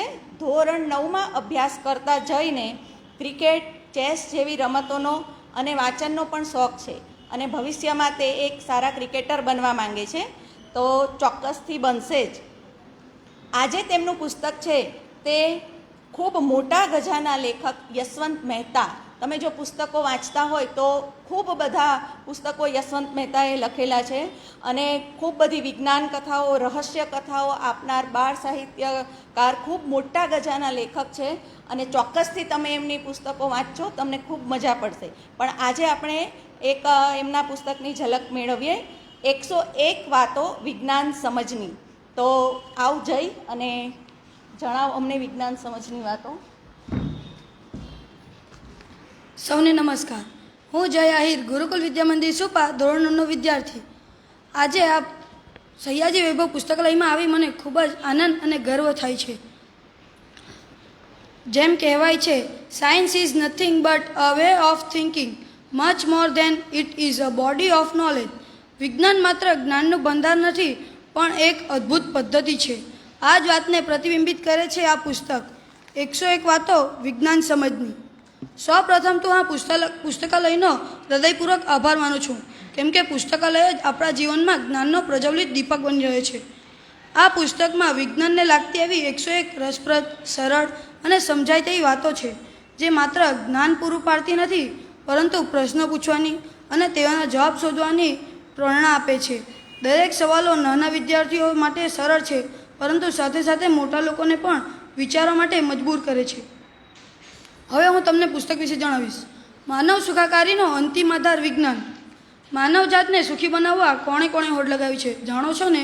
ધર્મ, અધ્યાત્મ, યોગ, ઇતિહાસ, તબીબી શાસ્ત્રો, કલાઓ, વ્યાયામ વગેરેથી માંડીને આધાર કાર્ડ ગત 10,000 વર્ષોથી માનવીને સુખી બનાવવા ઝઝુમે છે. પણ કેટલાક દુષ્ટ, લંપટ, લાલચુ, નિર્દય માણસો અને બની બેઠેલા સંતો સિવાય કોણ કેટલું સુખી થયું છે? વેરઝેર, અદેખાઈ, રક્તપાત, જુલમ, ગુલામી જેવા કેટલા અનિષ્ટો પેદા થતા રહ્યા છે અને માણસોનો ભોગ લેતા રહ્યા છે. અમારે મતે માનવજાત અને પૃથ્વીની આખરી આશા વિજ્ઞાન જ છે. ના, માત્ર ભૌતિક વિજ્ઞાન નહીં, એનો તો દુષ્ટો ધારે એવો દુષ્ટ ઉપયોગ કરે છે. વૈજ્ઞાનિક વિચારસરણી આપણને પરસ્પર પ્રેમ, ઉદારતા, સમજણ જેવા સદ્ગુણો શીખવશે. આ દિશામાં એક પગલું જે તે ઘટના કે પરિસ્થિતિની વૈજ્ઞાનિક સમજણ કેળવવાનું છે. માટે જ આ સમજણ જો બાળ માનસમાં ઉતરે તો હવે પછીના યુગને એક આદર્શ અથવા તો એક સમજણપૂર્વકના યુગ તરફ પ્રગતિ કરાવી શકીશું. અને આ પુસ્તક પસંદ કરવા માટેનો મારો ઉદ્દેશ આ જ છે. તો ચાલો, હવે મારી પહેલી વાત. ઘાસમાં ઉગાડે પગે ચાલવાથી આંખોને લાભ થાય. આંખોની સ્વસ્થતા અને દ્રષ્ટિ બાબતમાં આજકાલ ઘણી ભ્રામક માન્યતાઓ ફેલાયેલી છે. ઘણા લોકો એવું માને છે કે આંખોની કસરત કરવાથી કે ગાજર ખાવાથી દ્રષ્ટિમાં સુધારો થાય છે અને ટીવી જોવાથી આંખો બગડે છે. આવી માન્યતાઓ પાછળ કોઈ વૈજ્ઞાનિક તર્ક હોતો નથી. ઘાસમાં ઉગાડે પગે ચાલવાથી આંખોને ખાસ કશો ફાયદો નથી. આંખોની દ્રષ્ટિ સુધારવા ચશ્મા, નેત્રમણી કે પડદાની તબીબી સારવાર સિવાય કોઈ વિકલ્પ જ નથી. હવે મારી બીજી વાત. શું મગર અને ઘડિયાળ એ જુદા પ્રાણી છે? ના, મગર અને ઘડિયાળ એ જુદા પ્રાણી નથી. સામાન્ય લોકો તો એવું માને છે કે તે એક જ શબ્દના બે અર્થ છે, જો કે સાવ એવું નથી. મગર અને ઘડિયાળ એ એક જ પ્રાણી છે, છતાં તેમના રૂપ રંગમાં થોડો ફેર જોવા મળે છે. જેમ કે આફ્રિકાના હાથી અને ભારતીય હાથી વચ્ચે પણ એવો જ ફેર છે ને. તમે જોશો કે મગરનું મોં ટૂંકું હોય છે, જ્યારે ઘડિયાળનું મોં લાંબુ હોય છે. મગર મોં બંધ કરે ત્યારે તેના દાંત જબડાની બહાર દેખાય છે. ઘડિયાળ મોં બંધ કરે ત્યારે તેના દાંત જબડાની બહાર દેખાતા નથી. હવે મારી ત્રીજી વાત. વૃક્ષની ઉંમર સી રીતે જાણી શકાય? ઘણા ખરા વૃક્ષો પોતાના થડ ફરતું નવું ફળ દર વર્ષે ચડાવે છે. વર્ષો પછી જ્યારે તે વૃક્ષ કપાય છે ત્યારે તેના થડ ફરતી લીટીઓ દેખાય છે. તે લીટીઓ કે વર્તુળોને ગણીને વૃક્ષની વય નક્કી કરી શકાય છે. વર્ષો પછી જ્યારે તે વૃક્ષ કપાય ત્યારે તે થડના ફરતી લીટીઓને વર્તુળો ગણીને વૃક્ષની વય નક્કી કરી શકાય છે. થડના આ વર્તુળો દ્વારા ગત વર્ષેના આબોહવાના ફેરફારો વિશે પણ માહિતી મેળવી શકાય છે. જે વર્ષે વરસાદ સારો પડ્યો હોય તે વર્ષે થડ પહોળો થાય છે અને દુકાળને વર્ષે થડ પાતળો થાય છે. હવે મારી ચોથી વાત. સ્વર્ગના પંખી કેવા હોય? 16મી સદીમાં મહાન દરિયાખેડુ ફર્ડિનાન્ડ મેગેલન તો પોતાનો પ્રવાસ પૂરો કરી ન શક્યો.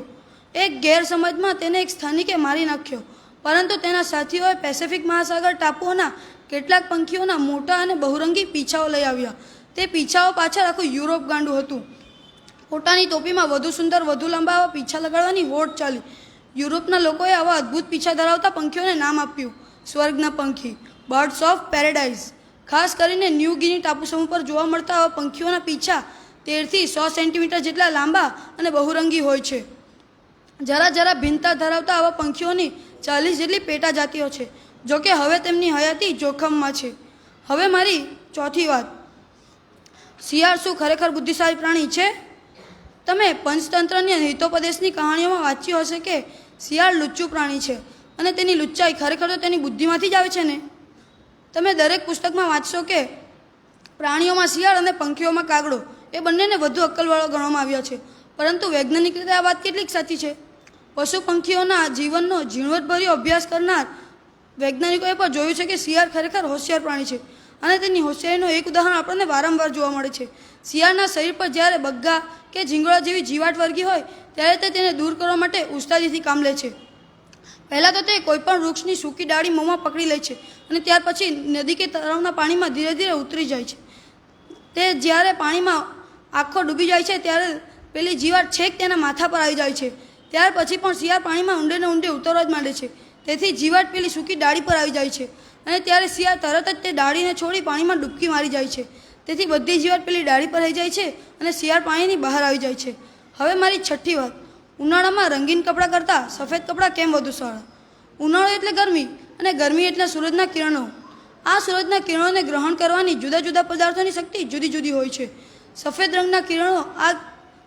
રંગના કપડાં આ કિરણોને ઓછામાં ઓછા ગ્રહણ કરે છે, જ્યારે રંગીન કપડાં તેને વધુ ગ્રહણ કરે છે. જેમ કપડાં વધુ ઘાટા રંગના, તેમ સૂરજના કિરણોને ગ્રહણ કરવાની એની શક્તિ વધારે. ગ્રહણ કરવાની શક્તિ વધારે, એથી ગરમી પણ વધારે. આ જ કારણે ઉનાળામાં બને એટલા સફેદ રંગના કપડાં પહેરવા જોઈએ. હવે મારી છઠ્ઠી વાત, ઉકળતું પાણી પડતા કાચ તૂટી કેમ જાય છે? ઉકળતું પાણી એટલે ગરમી અને ગરમી લાગતા પદાર્થ ફૂલે છે એ આપણે સૌ જાણીએ જ છીએ. આથી જ કાચ ઉપર જ્યારે ઉકળતું પાણી પડે છે ત્યારે કાચ ફૂલવા જરા તૂટી જાય છે. આ કારણે શીશીમાં કોપરેલ કે કશું જામી ગયું હોય ત્યારે તેને ઉકળતા પાણીમાં ન મૂકવી જોઈએ. હવે મારી છઠ્ઠી વાત, મીણબત્તીની સગ ઊંચી કેમ જાય છે? મીણબત્તીની સગ બળે છે ત્યારે આસપાસની હવાને ગરમ કરી દે છે. તે ગરમ હવા આજુબાજુની અન્ય હવા કરતાં હલકી હોવાથી ઉપર જવા પ્રયત્ન કરે છે અને મીણબત્તીની સગને પર ઉપર લઈ જાય છે. આ જ વાત દરેક પ્રકારના અગ્નિને લાગુ પડે છે. તાપણું, હોળીની જ્વાળો ઉપર જતી દેખાય છે. હવે મને આ પુસ્તક એટલા માટે ગમ્યું કે આજના સમયમાં જ્યાં જાણકારી ઘણી છે પરંતુ સમજ ઓછી છે, ત્યાં આ પુસ્તક આપણને વિચારશીલ બનાવે છે. એટલે જ 101 વાતો વિજ્ઞાન સમજની વાંચવું એટલે જ્ઞાનને જીવનમાં ઉતારવાની એક અદ્ભુત શરૂઆત કરવી. તો તમે સૌ મિત્રો ચોક્કસથી આ પુસ્તક વાંચશો. અહીં સૌને ખૂબ ખૂબ આભાર.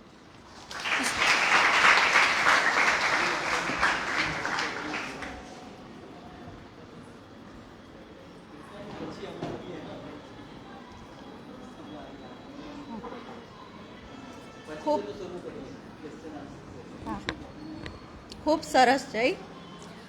હાલમાં મોબાઈલમાં આપણે સૌ જાણતા જોઈએ છે કે ખૂબ બધા વિડીયોઝ ને માહિતીઓનો એટલો બધો મારો ચાલતો હોય છે અને સાચું ખોટું બધું ઠલવાયા જ કરતું હોય છે. ત્યારે એ બધું જ સાચું માની લેવાની જરૂર નથી હોતી અને ક્યારેક તેના આપણને ખરાબ પરિણામો પણ ભોગવવા પડતા હોય છે. માટે સારા પુસ્તકો તરફ વળીએ અને સાચી માહિતીઓ મેળવીએ. બરાબર છે ને?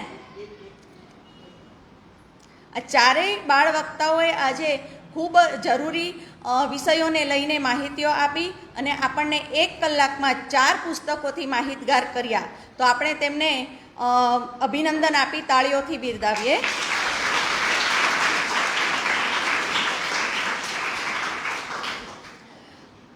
હાલમાં ચાલી રહેલા ઉત્સવોની ઉજવણીમાં જાણીએ અજાણીએ ક્યાંક આપણે પર્યાવરણને નુકસાન તો નથી પહોંચાડી રહ્યા ને?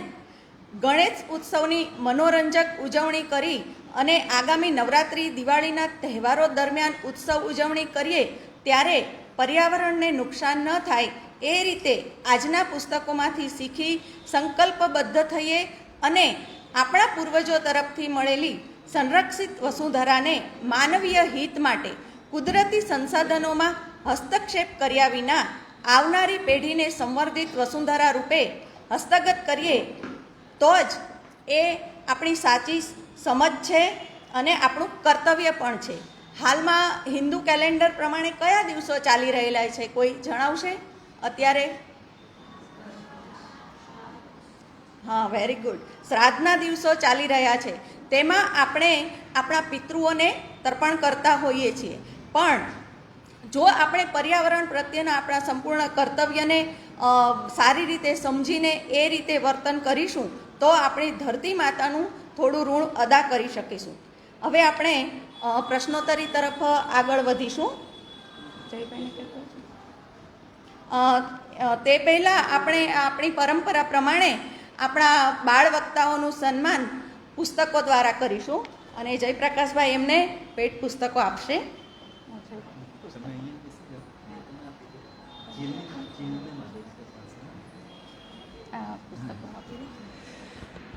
ફ્રેન્ડ્સ, આજે આપણી વચ્ચે એક ગેસ્ટ આવેલા છે, મહેમાન છે, યુકેથી, લંડનથી પધારેલા છે. યુકેમાં એજ્યુકેટર એટલે કે ટીચર હતા. મિસિસ જેનેટ ડેન્ટ એમનું નામ છે. એ ગર્લ્સ સ્કૂલમાં પણ હતા, એ બોયઝ સ્કૂલમાં પણ હતા, એ મિક્સ સ્કૂલમાં પણ છે. She is A Born teacher, જન્મજાત શિક્ષિકા છે. અને અત્યારે મમતા મંદિર એટલે કે હિયરિંગ ઇમ્પેર્ડ અને મેન્ટલી ઇન્ટેલેક્ચ્યુઅલી ચેલેન્જ પીપલ એ જે સ્કૂલ ચાલે છે મૂક બધિર માટેની, ત્યાં આગળ પ્રોજેક્ટ કરાવવા માટે, એક્ટિવિટી કરાવવા માટે આવેલા છે. 2-3 વાર આવ્યા. કોરોનાને કારણે 2-3 વર્ષ આવી નહોતા શકેલા. પણ એક ટીચર કેવા હોય, આદર્શ ટીચર કેવા હોય તેના એ નમૂના રૂપ છે. જો શિક્ષકો ઈચ્છે તો શિક્ષકો માટે પણ એક એમનો અહીં નાનકડો સેમિનાર જેવો રાખી શકાય. મેં એમની જોઈ છે, એમની પ્રિપેરેશન જોઈ છે.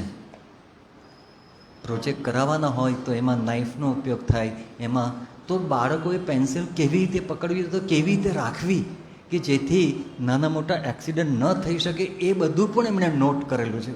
She is well prepared. તો આજે આ સુંદર બોલેલા બહુ પહેલાં તો આપણે અમને વધાવી લઈએ 4 બાળકોને. They spoke brilliantly. અને Mrs Janet Dent, I request Mrs Janet Dent to give our gift, library gift to all these students. Are you going to translate for me? Yes. I'm talking. So she is to present them, all 4 students.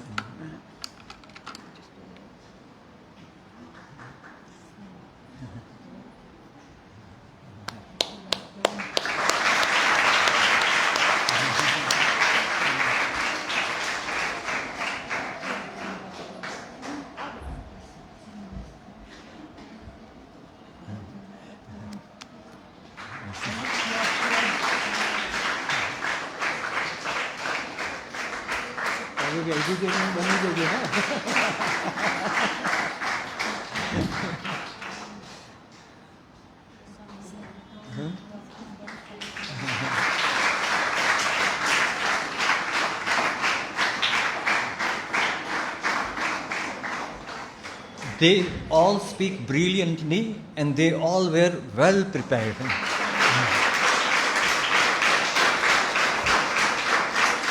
Now it is up to us.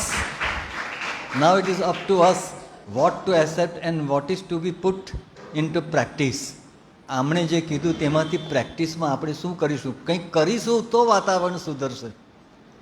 1.5 degree centigrade global warming ક્યારે થશે, કેટલા દિવસ, કેટલા મહિના અને કેટલા વર્ષ બાકી છે, નીચે એક અમે એનું મૂકેલું છે sign. It's a lock, climate lock. તો ક્લાઇમેટ ક્લોક જોતા જજો કેટલો વખત બાકી છે અને આપણી પૃથ્વીની શું પરિસ્થિતિ થવાની છે. તો એને વિશેનું એ છે. પર્યાવરણ means we are making one event this year. Library is doing one project with about 40 schools about this how to take care of pollution. That's our subject, and we have given number of activities to them. And બધા શિક્ષકોને મળી ગયા હશે કદાચ સ્કૂલોમાં એના form. There is a competition among schools. And the theme to this year is this: what work they did, what concrete work they did. આજથી 10-12 વર્ષ પહેલાં પણ પર્યાવરણના થીમ પર એક પ્રોજેક્ટ હતો અને એમાં રાનકુવાની સ્કૂલે, એટલે એ પ્રોજેક્ટનું નામ છે આચાર્ય સોરાબજી વાડિયા શ્રેષ્ઠ શાળા પુરસ્કાર. તો રાનકુવાની સ્કૂલે 400 વૃક્ષો વાવેલા હતા અને આજે એ 400 વૃક્ષોનું બાગ અથવા તો વન જેવું સરસ ઊભું થયું છે. So think what we can do. આ જ શીખવાનું છે. ખૂબ બધું આપણે કરવાનું છે. ઓછામાં ઓછો વપરાશ કરવાનો છે. પ્લાસ્ટિકની થેલી કેટલી ડેન્જરસ છે તેની એક વાત કરું. પ્લાસ્ટિકની વોટર બોટલ કેટલી ડેન્જરસ છે એ પણ વાત કરું તમને. પર્યાવરણને રિલેટેડ છે, આજના આ વિષયને અનુરૂપ છે, તેથી લોભ કરું છું. I am tempted to talk to you about this. દર મિનિટે, એવરી મિનિટે પૃથ્વી ઉપર, in the world over 10 million water bottles, plastic water bottles are thrown. 10 millions. દર મિનિટે પ્લાસ્ટિકની વોટર બોટલ નાખવામાં આવે છે, દર મિનિટે. 1 મિનિટ, 1 કલાકની 60 મિનિટ, 24 કલાકનું 24 × 60 × 10 મિલિયન. એટલી વોટર, ફક્ત water bottle, I am talking about water bottles only. પ્લાસ્ટિકની બેગની તો વાત જ નથી કરતો, તે તો ભયંકર. એક વોટર બોટલ ક્યાં જતી હશે? આપણે વિચારીએ કદાચ 20% રિસાયકલ થાય, પણ 80%, 20% પણ નથી થતી, પણ 80% છેલ્લે it ends up to in the ocean, એ સમુદ્રમાં જાય. આપણને સૌથી વધુ ઓક્સિજન કોણ આપે છે? વૃક્ષો તો આપે પૃથ્વી પર, ધરતી પર, પણ ધરતી પૃથ્વીનો કેટલો ભાગ રોકે છે? 1/3 only. 2/3 is covered by water. Water sources, say rivers, lakes and oceans. તો તેમાં રહેલી શેવાળ, એક પ્રકારની શેવાળ, એ સૌથી વધુ ઓક્સિજન આપણને આપે છે. હવે આ પ્લાસ્ટિકનો કચરો દરિયામાં જાય અને એ શેવાળ પર જામી જાય, પછી એ ઓક્સિજન આપશે?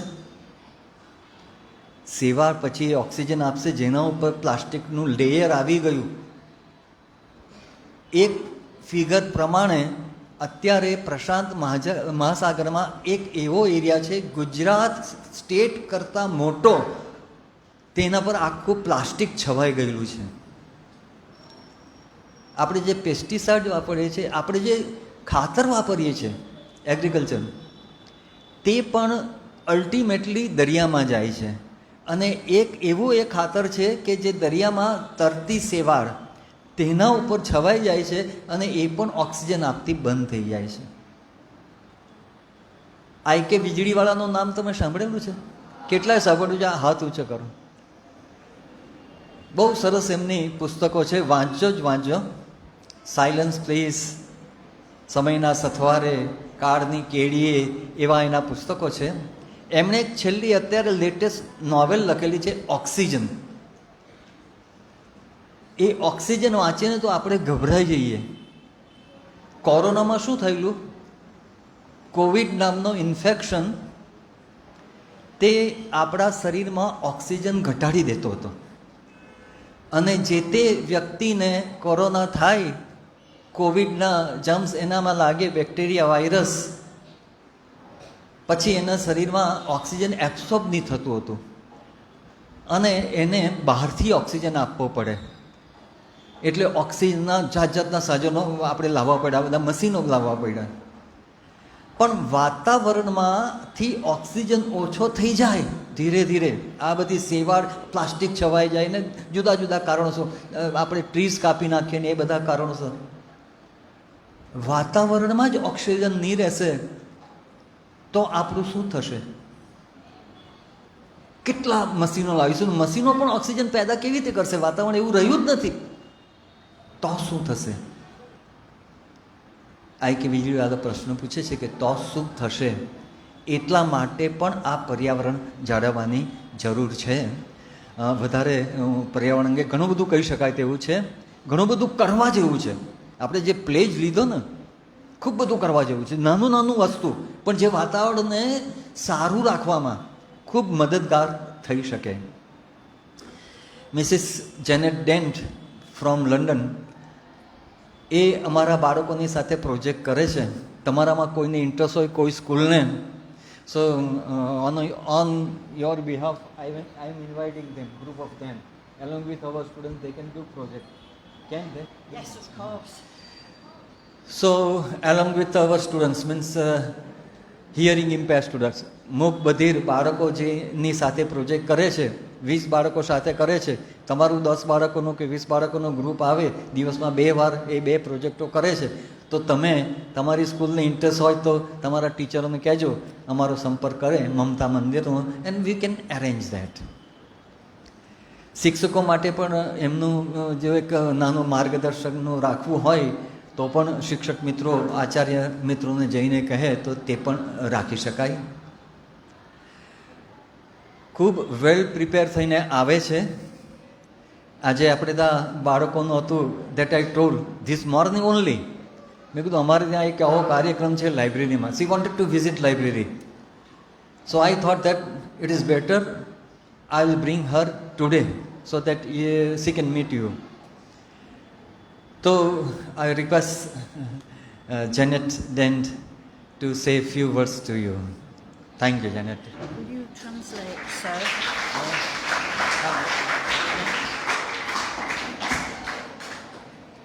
એ તો અંગ્રેજીમાં કહેશે, મારા પ્રયાસ રહેશે એનું ટ્રાન્સલેશન કરવાનું, એનું ભાષાંતર મારી રીતે. So, first of all, good morning to everyone. And before, I've only got 2 short things to say to you, but before that, I want to say well done to our speakers. જેને કહે છે કે બાળકોએ બહુ સરસ કર્યું. Well done. Yeah, well done. આ 4 વક્તાઓના compliment છે. She was asking me, એ મને પૂછતા હતા કે આ લોકો આટલું સરસ રીતે કેવી રીતે બોલે છે. મેં કીધું they are trained in that way in their schools too. Now, it is not a secret that I love libraries. એ કંઈ રહસ્ય નથી કે હું લાઇબ્રેરીને ચાહું છું. And another thing is I always carry a book with me wherever I go. હું જ્યાં પણ જાઉં ત્યાં હું મારા હાથમાં ચોપડી તો હોય જ હોય. But the most important thing is I have a bookmark in my book. અને મહત્વની વસ્તુ એ છે કે મેં બુક માર્ક રાખેલો છે, જ્યાંથી હું અટકું ત્યાંથી હું શરૂ કરું, પણ જ્યારે પણ નવરી પડું ત્યારે હું વાંચતી રહું છું. મારા હાથમાં ચોપડી હોય ને હોય જ. Because a bookmark tells us what came before, but we do not know what's going to happen. Book mark એટલે જે જ્યાં સુધી આવેલા તેમાં એનું બુક માર્ક આપે છે, એનું ગુજરાતી તો શું થાય? તો એ કહે છે કે ક્યાં સુધી વાંચેલું હતું, શું વાંચેલું હતું એ મને યાદ ના આવે. બુક માર્ક કે આ મેં વાંચેલું હતું અને હવે શું વાંચે, હવે શું આવશે એની કલ્પના પણ હું કરી શકું. બુક માર્ક મને એ બતાવે. Because life is a bit like a book. We know what's happened in the past, but we're not sure what's going to happen in the future. કારણ કે જિંદગી એ પુસ્તક જેવી છે. ભૂતકાળ એ બુક માર્ક મૂકેલો ત્યાં સુધીનું ભૂતકાળ જે આપણે જાણીએ છીએ, કારણ કે એટલું તો વંચાયું છે આપણે. અને આવનાર પાના એ ભવિષ્યકાળ છે જે આપણને ખબર નથી એમાં શું છે. એટલે જિંદગી શું છે? પુસ્તક જેવી છે. So, the way to prepare is to read and to study hard. Again. The way to prepare is to read and study hard. એટલે આપણી જાતને તૈયાર કરવા માટે વાંચન અને મહેનત જરૂરી છે. Now, at the front of every book that I read, I write this little poem, and I'm going to read it to you now. હું દરેક પુસ્તકની પહેલા પાના ઉપર આ લખું છું. Right, so be ready, sir. There it goes. I vanish softly, page by page. I vanish softly, page by page. I vanish softly page by page. And- એટલે દરેક પુસ્તકના પાના સાથે હું વેનિશ થાઉં છું, એટલે હું ઓગળી જતી હોઉં છું, હું અદ્રશ્ય થતી હોઉં છું. Yeah. And travel time without a cage. And travel And time. travel times without change. Yeah. અને પિંજરા વગર હું એમ ટ્રાવેલ અને હું સમયમાં મુસાફરી કરું છું. હું સમયની અંદર મુસાફરી કરું છું. ટાઈમ ટ્રાવેલ કહેવાય ને તેમાં. Yeah. 1,000 lives behind my eyes, a world reborn where silence lies. 1,000 lives behind મારી આંખોની સામે હજારો જિંદગીઓ હોય છે. એ વર્લ્ડ રિબોર્ન વેર સાયલન્સ લાઈઝ. અને જ્યારે શાંતિ પથરાતી હોય છે ત્યારે એક નવું વિશ્વ મારી આંખ સામે ખડું થતું હોય છે. No place I go feels more like home than chapters where my soul can roam. No place I go feels more like home. એટલે કોઈ પણ સ્થળ મારા ઘર જેવું મને લાગતું નથી. Then chapters where my soul can roam. પુસ્તકના આ જે ચેપ્ટરો છે જેમાં હું ફરું છું, રોમ એટલે હું રખડું છું, તે મારા આત્માને ગમે છે. My soul. So, thank you. Keep reading, keep studying.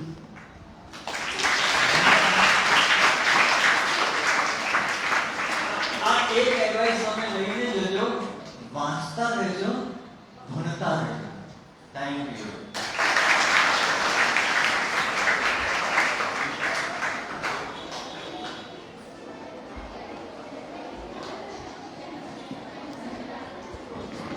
આજે આપણો આ વાર્તાલાપ સ્પેશિયલ વાર્તાલાપ બની રહ્યો છે. આપણા મહેમાન આવેલા છે, તેમને આપણને પર્યાવરણ વિશે તો આપણે ખૂબ બધું જાણ્યું અને આપણે એ દિશામાં ખૂબ કામ કરી રહ્યા છે. બધી જ શાળાઓ ખૂબ જ સરસ કામ કરી રહી છે. તેના પરિણામો પણ એમને દેખાતા જ હશે. અને આ એક માત્ર પ્રોજેક્ટ પૂરતું સીમિત નહીં રહેતા, આપણા કાયમી જીવનમાં વણાઈ જાય એવી આ પર્યાવરણ પ્રોજેક્ટની બધી પ્રવૃત્તિઓ છે. તમે ખૂબ ઉત્સાહથી જે રીતે કામ કરો છો એ જ રીતે ચાલુ રાખજો અને ભવિષ્યમાં એના સારા પરિણામો ચોક્કસથી મળશે જ મળશે. અને આજે તો આપણને એક આપણી આ નાનકડી વિચાર વાંચન શિબિર જેવો પુસ્તક વાંચનનો મેસેજ પણ એમના તરફથી મળ્યો, તો એમને આપણે ખૂબ તાળીઓથી વધાવી લઈએ.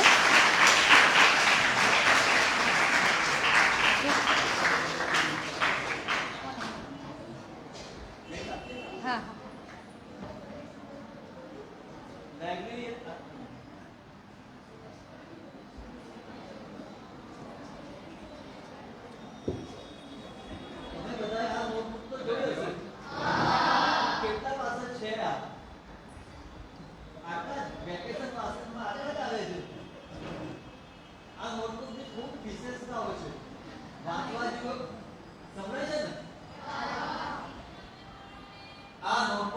લાઇબ્રેરીએ તૈયાર કરાવેલી છે. એમાં વિશ્વના મહાન સાયન્ટિસ્ટો, વિશ્વના મહાન વ્યક્તિઓના ફોટા છે, રાષ્ટ્રના મહાન વ્યક્તિઓના ફોટા છે, આપણા રાજ્ય ગુજરાત રાજ્યના મહાન વ્યક્તિઓના ફોટા છે અને નવસારીની મહાન વ્યક્તિઓના ફોટા પણ છે, જેમ કે જમશેદજી ટાટા અને દાદાભાઈ નવરોજી એમના પણ. એટલે બાળકો આમાંથી પ્રેરણા લે. નોટબુક ઉપર ક્રિકેટ હીરોઝના ફોટા આવે, બોલિવૂડ હીરોઝના ફોટા આવે અને એમાંથી પ્રેરણા લઈ એમ ન થવું જોઈએ એ વિચારીને આ એક નોટબુક અમે તૈયાર કરાવી છે. એમાં વાંચવા જેવા પુસ્તકોની યાદી છે, ટાઈમ મેનેજમેન્ટ, સમય તમે કેવી રીતે સમયનું વ્યવસ્થાપન કેવી રીતે કરી શકો એવા ખૂબ બધા સુંદર પોઈન્ટો આમાં આવરી લીધા છે. સારા પુસ્તકોની યાદી પણ છે અને એ તમે વેકેશન વાંચનમાં તમારા સભ્યો થાઓ ત્યારે તમને તરત જ આપવામાં આવે. અને આની અંદર તમે વાંચેલા જે પુસ્તક હોય તેનો વિચાર સાર લખવાનો 1 કે 2 પાનમાં. અને એ આ 5 પુસ્તકો વાંચીને 5 પુસ્તકોના વિચાર સાર લખશો એટલે એક બીજી નોટબુક મળશે. 10 પુસ્તકોના વિચાર સાર લખો તો બીજી નોટબુક મળે. એટલે આ અને આ નોટબુક તમને ખૂબ ઉપયોગી થાય તેવા બધા પોઈન્ટો સમાવેલા છે. લાઇબ્રેરી વતી આપણે જીવનું સન્માન કરતા એમને આ પુસ્તક ભેટ આપી. પુસ્તક એટલે નોટબુક ભેટ આપી.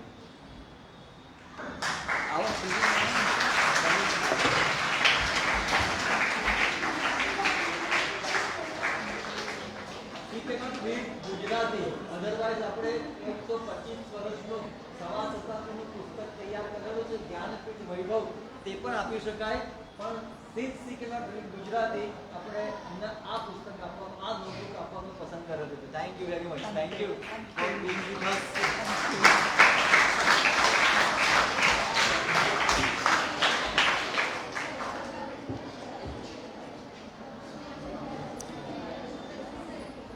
હવે આપણે પ્રશ્નોત્તરી તરફ આગળ વધીએ અને તેના માટે હું આપણે ગુરુકુળ સુપાથી પધારેલ આપણા આચાર્ય શ્રી પરેશભાઈ દેસાઈને વિનંતી કરીશ કે બાળકો જે પ્રશ્નો પૂછે, પૂરક માહિતી આપે, તેમાંથી તમે અમને શ્રેષ્ઠ પ્રશ્ન અને પૂરક માહિતી તારવી આપજો અને છેલ્લે તે જાહેર કરીશું. શ્રેષ્ઠ પ્રશ્ન પૂછનાર બાળક, પૂરક માહિતી આપનાર, શ્રેષ્ઠ જવાબ આપનાર વિદ્યાર્થીઓને અમારો વર્ષના અંતે બાળ વક્તાઓનો સન્માન સમારોહ યોજાતો હોય છે. તેમાં અમે એમને ભેટ સ્વરૂપે પુસ્તક અને સર્ટિફિકેટ પણ આપીએ છીએ. તો આપણે રાઉન્ડ ચાલુ કરીએ. 10 મિનિટમાં તમને જે પ્રશ્નો ઉદ્ભવ્યા હોય તેનું તમે સમાધાન મેળવી શકો છો, પૂરક માહિતી પણ આપી શકો છો. પણ આપ જ્યારે પ્રશ્ન પૂછો અને ઊભા થાવ ત્યારે પહેલાં તમારું નામ જણાવજો, એટલે ખબર પડે. બરાબર છે? તો ચાલો, તમને ઘણા બધા પ્રશ્નો ઉદ્ભવ્યા હશે તો તમે હવે પૂછી શકો છો. આ મંચ તમારા માટે જ છે.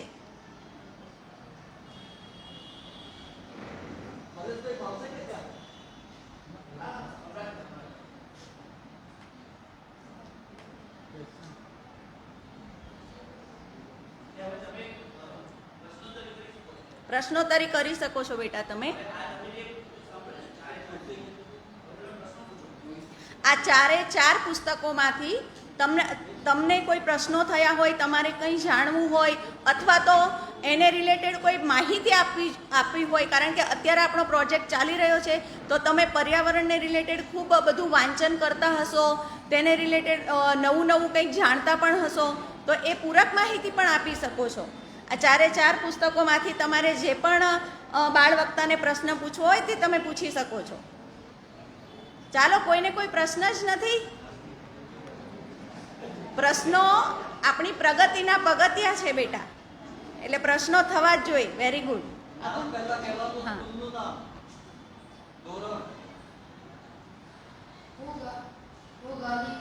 આર્યન બસુ શ્રીમદ રાજચંદ્ર પ્રાથમિક વિદ્યાલય. ગ્રીન હાઉસ વાયુઓ કયા કયા છે?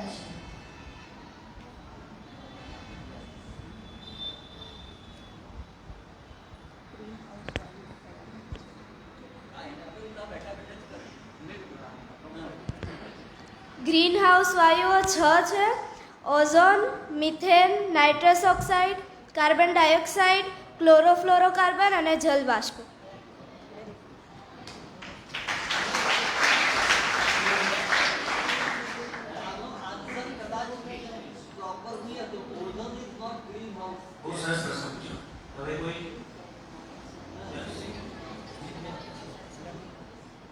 મારું નામ ડોક્ટર રામિની છે અને હું બાઈ નવદભાઈ ટાટા ગર્લ્સ હાઈસ્કૂલમાંથી આવી છું.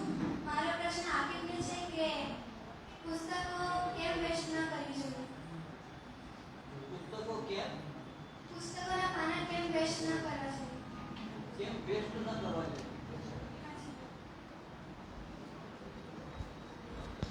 કારણ કે તે આપણા જે વન્ય પ્રાણીઓ રહે છે અને તેમનું ઘર, જેમ કે તેમનું જંગલ છે ઘર, પણ તેમાંથી આપણે જ્યારે પાનાઓ બનાવીએ છીએ, જેમ કે આપણને વાંસ અથવા લાકડાઓથી આપણે પાનાઓ બનાવીએ છીએ, તો આપણે તેથી તેમનું ઘર નાશ ન કરવું જોઈએ. તેથી આપણે પાના વેસ્ટ ન કરવા જોઈએ વધુ.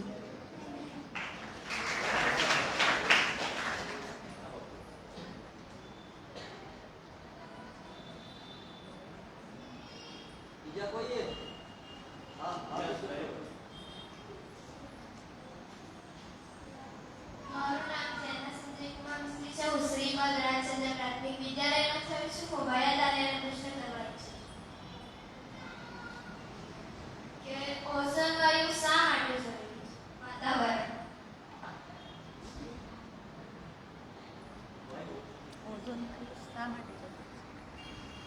ઓઝોન વાયુ પૃથ્વીથી 10-15 કિલોમીટરની દૂરી પર આવેલો છે અને ઓઝોન વાયુ એ સૂર્યના પાળજાંબલી જે કિરણો છે, સખત કિરણો, તેને સીધા જ પૃથ્વી પર પડતા બચાવે છે. અગર ઓઝોન વાયુ ન હોય તો પૃથ્વી પર સૂર્યના પાળજાંબલી કિરણો પડે અને તેનાથી બધા જ સજીવોને નુકસાન થાય છે. ચામડીના રોગો થાય, કેન્સર થાય, એવી અનેક રોગો પણ થઈ શકે છે.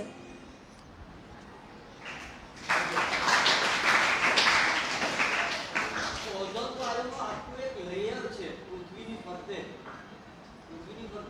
વાતાવરણમાં લેયર, એટલે જે લેયર આવે છે ને એમાં એક લેયર ઓઝોન વાયુનું છે. એ જો ન હોય તો સન રેઝ ડેડલી બની જાય. સન રેઝ જે છે ને આપણા મૃત્યુના કારણ બની શકે એવા છે. ઓઝોન વાયુ એને ફિલ્ટર કરી દે, એને પૃથ્વી સુધી પહોંચવા જ ના. અને ઓઝોન વાયુને આપણે પહેલા ડ્રોપ આપ્યું ને એ એનો ગેસ નથી. શું કહેવાય એને? હા, બીજા કોણ? આ તો જો ચાર મુક્તાવાળા આપણે સાંભળે ને, તમને યાદ અને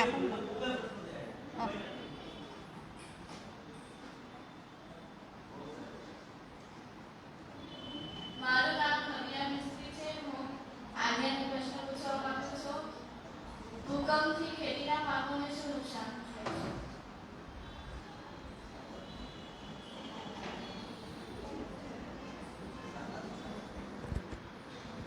ભૂકંપથી પર્યાવરણમાં આફત આવે છે. ભૂકંપ વખતે જમીનનું જે ઉપરનું પડ હોય છે તે આખું તૂટી જાય છે. એટલે તેના લીધે જ વૃક્ષો અને અન્ય જે વનસ્પતિઓ છે તે જળમૂળથી ઉખડી જાય છે. એટલે ખેતીના પાકોને નુકસાન થવાની શક્યતા.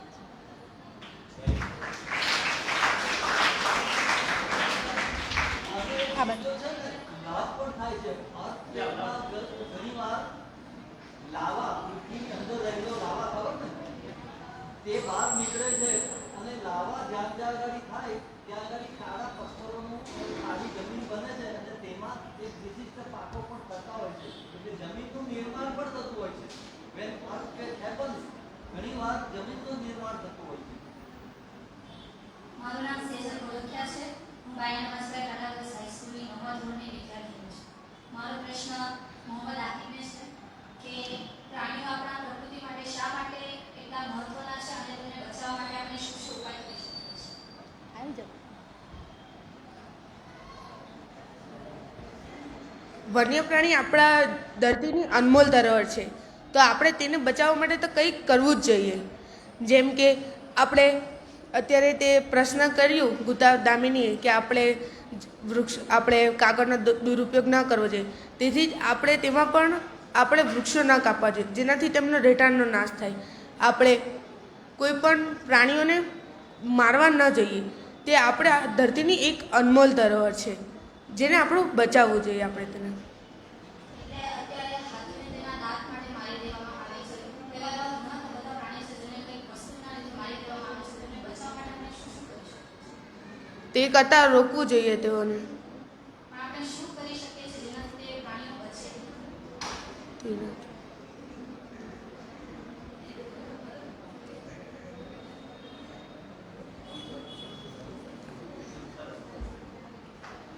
એવા ઘણા બધા કાયદાઓ પણ છે પ્રાણીઓના રક્ષણ માટેના. અને કુદરતની એટલી સરસ વ્યવસ્થા છે કે દરેક પ્રાણી પોતપોતાની રીતે પ્રકૃતિનું રક્ષણ જ કરી રહ્યું છે. અળસિયા જુઓ, ડુક્કર જુઓ, એ સફાઈ કામદાર છે કુદરતના. અને એના માટે ઘણી બધી સંસ્થાઓ કાર્યરત પણ છે અને એના માટેના કાયદાઓ પણ ઘણા છે અને એ દિશામાં પ્રયાસો પણ થઈ રહ્યા છે. ઓકે, વન વિભાગના છે ને, વન વિભાગના કાયદા એટલા કડક છે, જો એનું યોગ્ય પાલન કરવામાં આવે તો લુપ્ત થતી કોઈ પણ જાતિ એને આપણે બચાવી શકીએ. આપણે મોરને પણ નામ આવી શકીએ, અથવા તો તમારા શેરીમાં રખડતું જે કૂતરું છે ને એને પણ તમે નામ આવી શકો. આટલા બધા કાયદા છે. કોઈને પૂરક માહિતી છે બેટા? કોઈ પૂરક માહિતી આપવી હોય તો? ચકલી સ્પેરો જીવનો ખબર ને?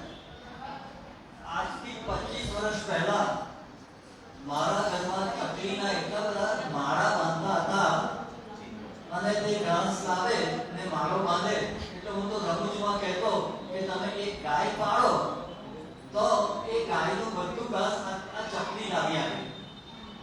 આજે મારી ઘરે એક પણ ચકલી મારા મોહલ્લામાં એક પણ ચકલી નથી, મારા શહેરમાં પણ ચકલી જોવાની મળતી નથી. ચકલીના હેબિટેટ, ચકલીના નિવાસ જે ઘરમાં હતા એ તમે નાશ કરી દીધા. કઈ રીતે? બિચારી પંખામાં અટવાઈ જાય, મરી જાય. પહેલા બારીઓ આપણી ખુલ્લી રહેતી હતી, હવે કાચના પેલા શટર્સ આવી ગયા. એ જઈ જ નહીં શકે, એના બચ્ચાને માટે એ ખાવાનું લાગી નહીં શકે, એને ત્યાં રહી નહીં શકે. ચાલો આપણે વૃક્ષોનો નાશ કર્યો છે. ચકલી ક્યાં રહે? ચકલી શું ખાય? દરેક પ્રાણીનું એક આખું જીવન ચક્ર છે. શું ખાવું, શું પીવું, બધું એ લોકોનું છે. એ લોકોના ખાવા પીવાનો અને એ લોકોના રહેઠાણનો નાશ કરો એટલે બધા નિર્મૂળ થઈ જાય. એટલે બિલકુલ એ શોધના નહીં મળે તેવા થઈ જાય, એ જાતિનો નાશ થઈ જાય. ચકલી તો હજુ બીજા શહેરોમાં છે, આપણા શહેરમાં પણ હશે, પણ ચકલી એ મોટે ભાગે નષ્ટ થતી એવી એક જાતિ બની ગઈ છે. એટલે એના રક્ષણ માટે એ લોકો જે જ્યાં રહે છે, એ લોકો જે ખાય છે તેનો આપણે પ્રબંધ કરીશું તો ઓટોમેટિકલી વસ્તી વધશે.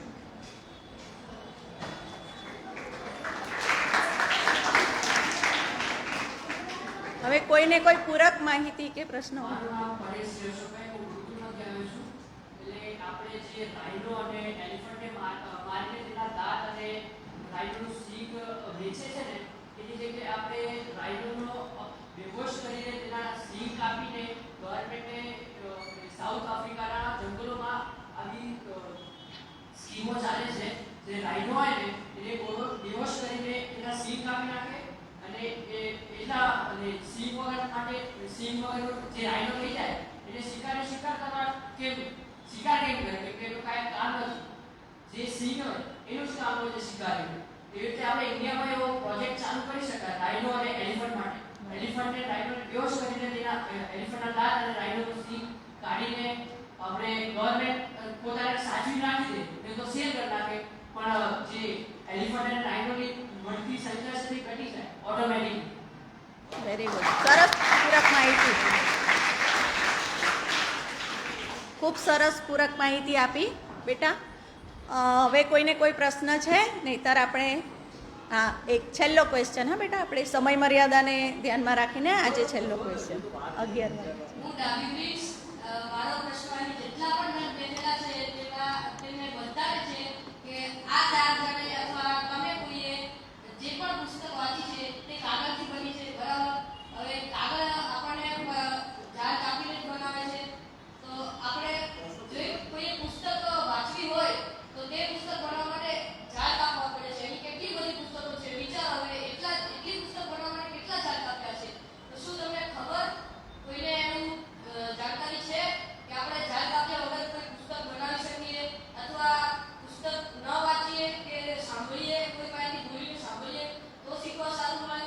અથવા તો આપણે આ જેવી બધી પુસ્તકો છે તેને આપણે ઝાડો બધા કાપી અને એક પુસ્તક બને છે, તો એમાં કેટલી બધી પુસ્તકો કેટલા ઝાડો કાપીને બની હશે? તો શું તેનાથી પર્યાવરણને નુકસાન નથી થતું? અહીં કેટલું બધું ફર્નિચર છે, જેમ કે આ બધી લાઇબ્રેરીની આ બધી પુસ્તકો છે, તેમાં કબાટો બધા લાકડાના જ છે. આ તમે જે સ્ટેજ પર બેઠા છો તે પણ લાકડાનું છે. આ જેનાથી તમે જેની આગળ ઉભા રહી શકો છો તે પણ લાકડાનું છે. તો જો આ બધું લાકડાનું આ બધું બનાવવા માટે કોઈ ઝાડને ન કાપ્યું છે તો તેના માટે આપણે શું કરી શકીએ? આનાથી જો પર્યાવરણને નુકસાન નથી થતું? મારો પ્રશ્ન કોને આપો? બધાને છે. બધા વતી જવાબ આપું છે. લોજિક એટલે તર્ક. આનો તર્ક નથી, વિતર્ક છે, ઊંધું લોજિક છે. આપણે એક કોણ એને મોહમ્મદે કીધું આપણી જરૂરિયાત ઓછી કરવી જોઈએ. જરૂરિયાત જે જરૂરી નથી તે વસાવવું નહીં જોઈએ.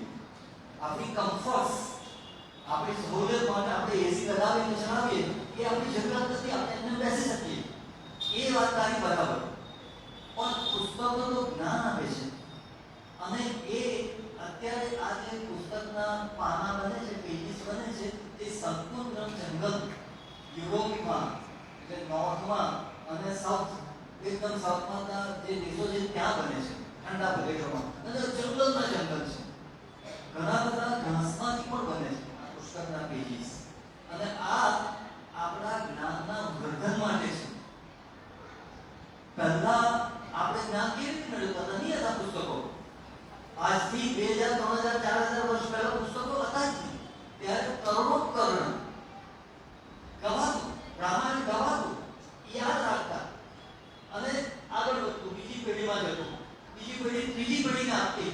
શ્લોકો, રામાયણ, મહાભારત, આપણી બધી કથાઓ ત્યારે પુસ્તક પેજી સુધારે શું કહેવાય, કાગળ સુધાર્યો નથી. ત્યારે કેવી રીતે જ્ઞાન જતું હતું? કર્ણોપકરણ, એક કર્ણ પરથી બીજા કર્ણ પર, બીજા પરથી ત્રીજા પર, એમ જ્ઞાન વહેતું હતું. પણ જ્યારે જ્ઞાનનો વિસ્ફોટ થયો તો એ આટલું બધું તો યાદ રાખી નહીં શકાય. તો શું કરવું જોઈએ? અને કાગળની શોધ થઈ. પહેલા તો માટીની સ્લેટ હતી, તેના ઉપર ચિત્રાંકન કરાતું હતું ને વંચાતું હતું. પછી કાગળ શોધાયા. અને તારી વાત કરે છે કે ઓછામાં ઓછું આપો. એટલે તો કીધું કે આપણી નોટબુકના પાના વધે, એને ગેરઉપયોગ મિસયુઝ નહીં કરવો જોઈએ. એ પણ વપરાવા જોઈએ. I know one teacher of colours long back. એ એમના વિદ્યાર્થીઓને આ શીખવતા ને નોટબુક કરીને આપતા હતા. એટલે કરકસર કરવી. જે જરૂરી નથી તેવા પુસ્તકો ને છાપવાનું કોઈ કામ નથી. પણ જે જરૂરી છે તે પુસ્તકો તો છાપવા જ પડે. જે જરૂરી છે તે ફર્નિચર તો વસાવવું જ પડે. આ મકાન ન બાંધે તો તમને બેસાડી ક્યાં ગઈ? ખુરશી ન બને તો તમને બેસાડી કેવી રીતે? એટલે જરૂરી છે તેના પૂરતું તમારી જરૂરિયાત ઓછી કરો. તમારી જરૂરિયાત ખૂબ મિનિમમ. ગાંધીજી કહેતા હતા મિનિમમ. અને આપણે સંસ્કૃતમાં સુંદર સૂત્ર છે, તેન ભુંજિતા, ત્યાગીને ભોગવ. ત્યાગીને ભોગવ. જોઈએ છે નહીં, ત્યાં કરીને ભોગવ. એવું એક છે એટલે જે જરૂરી છે તે આપણે એટલું જ ખર્ચો કરવો જોઈએ, વધારામાં કરવો નહીં જોઈએ. બચાવવાના સંપૂર્ણ પ્રયત્ન. તારી વાત કરી છે ખૂબ બચાવવાના. એટલે બધું જ આપણે જે પુસ્તક પહેલા આપણે સેકન્ડ હેન્ડ વાપરતા હતા, થર્ડ હેન્ડ, ફોર્થ હેન્ડ. દર વર્ષે કે ચોપડાઓ બદલાતા નહીં હતા. મારો એક મિત્ર તે આખા વેકેશનમાં એનું એક જ એનું રહેતું હતું મિશન. સાયકલ પર, જ્યારે સ્કૂટર પર નહીં હતા, સાયકલ પર જઈને બધા બાળકોના પુસ્તકો લઈ આવે અને જેને જરૂરી હોય તેને આપે. પાછી છોકરો હતો એરેક્સ સિંધુ વાળા. મારે માટે પણ એક પુસ્તક લઈ આવતો, મને લઈ પણ દેતો પુસ્તકો ભણવા માટે. બધાને ત્યારે નવા પુસ્તકો જોઈએ છે, મળતા નથી, ગવર્મેન્ટ પ્રોવાઈડ નથી કરતું એવું કહે છે. પણ આ રીતે તમે તમારો ઉપયોગ ઓછો કરીને બચાવી શકો. અને મોબાઈલ પર વાંચી શકાય, કોમ્પ્યુટર પર વાંચી શકાય, પણ એનો વેસ્ટ છે તે કેટલો ડેન્જરસ છે ખબર છે? પુસ્તકના પાના તો 4 દિવસમાં 5 દિવસમાં જમીન ભેગા થઈ જશે, ધૂળ જેવા થઈ જશે, બરાબર ને? 5 તત્વોમાં ભળી જવાના છે. પણ આ ઇલેક્ટ્રોનિક વેસ્ટ છે એ તો ક્યારે નથી ભરવાનો. પ્લાસ્ટિક 500 વર્ષ પછી પણ પ્લાસ્ટિક જ રહે છે ને જમીન ખરાબ કરે છે. એટલે એનો ઉપયોગ ન કરવો જોઈએ અથવા તો ખૂબ ઓછો કરવો જોઈએ.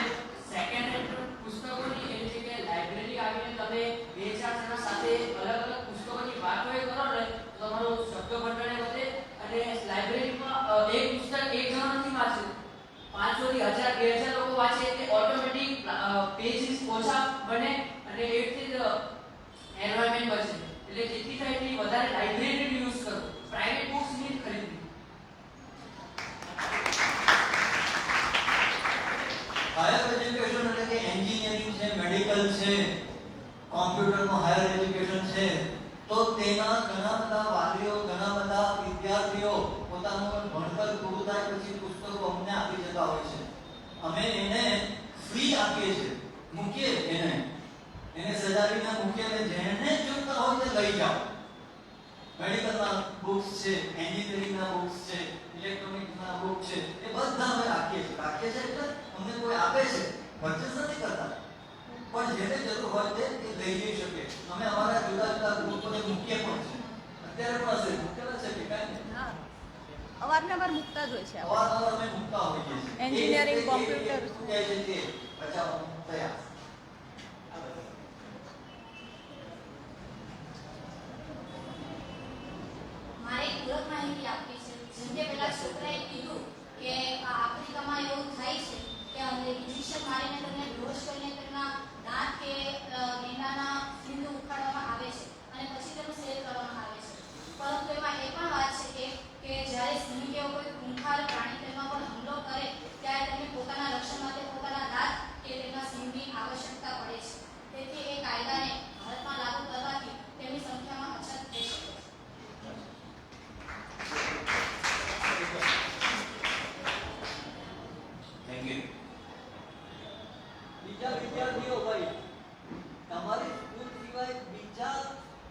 વક્તા છે તેને પૂછો, તમે તો તમારી સ્કૂલના વક્તાને જ પૂછો છો.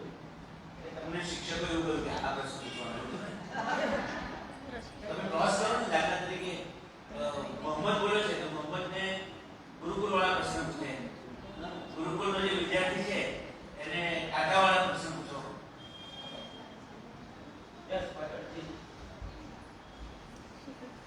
કંઈક માટેની માહિતી આપી છે સરે ચકલીવાળું કીધું ને, તો હું એને લગતું એક પ્રસંગ કહેવા માંગુ છું. અને તેનું કાવ્ય પણ લખેલું હતું ચકલી દિવસના દિવસે, તો હું એમના સાથે શેર કરવા માંગુ છું.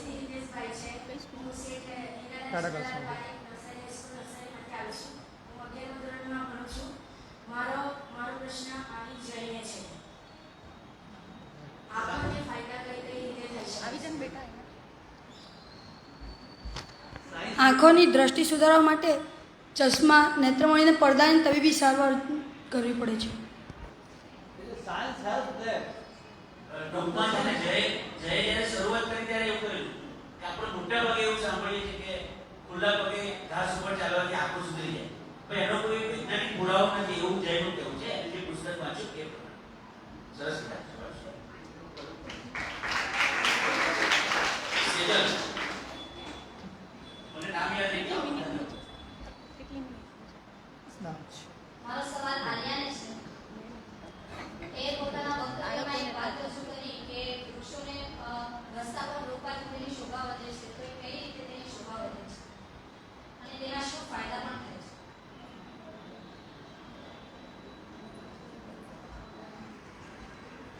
મેં મારા વક્તવ્યમાં એમ કહ્યું હતું કે વૃક્ષો એ રસ્તાની શોભા છે, એટલે વૃક્ષો એ વૃક્ષોથી સુંદરતા વધે છે રસ્તાની, અને વૃક્ષો ગ્લોબલ વોર્મિંગનો સૌથી મોટો વિલન એવો કાર્બન ડાયોક્સાઇડ ગ્રહણ કરે છે અને ઓક્સિજન મુક્ત કરે છે, જેનાથી પ્રદૂષણ પણ ઓછું થાય છે. તેથી આપણે વધુમાં વધુ વૃક્ષો વાવવા જોઈએ અને પ્રદૂષણ ઓછું કરવું જોઈએ. પરંતુ તેને રસ્તા પર આવવાથી શું ફાયદો? સેજલ એવું કહે છે કે વૃક્ષો સરસ તો લાગે છે પણ રસ્તા પર રોપવાથી શું ફાયદો? હા, બિલકુલ બિલકુલ.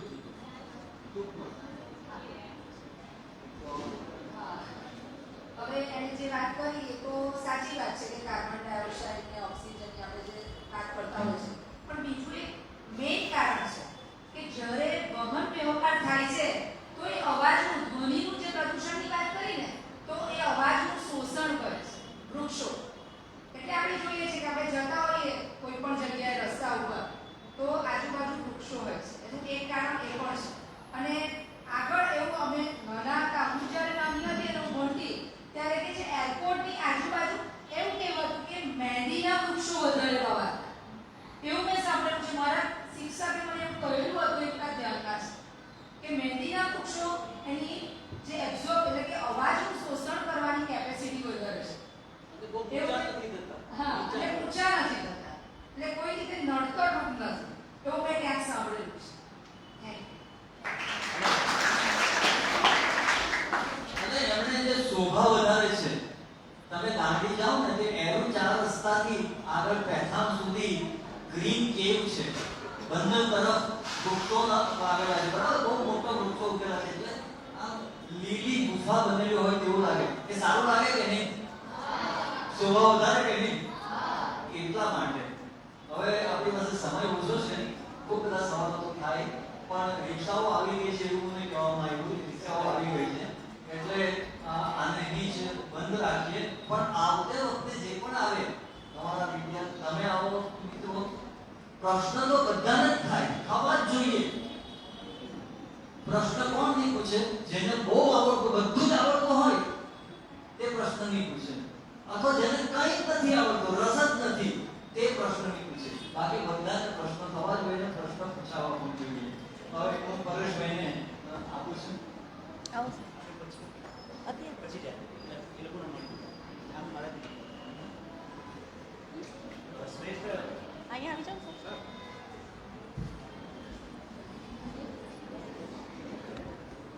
બધાએ જ સરસ મજાના પ્રશ્નોત્તરી કરી.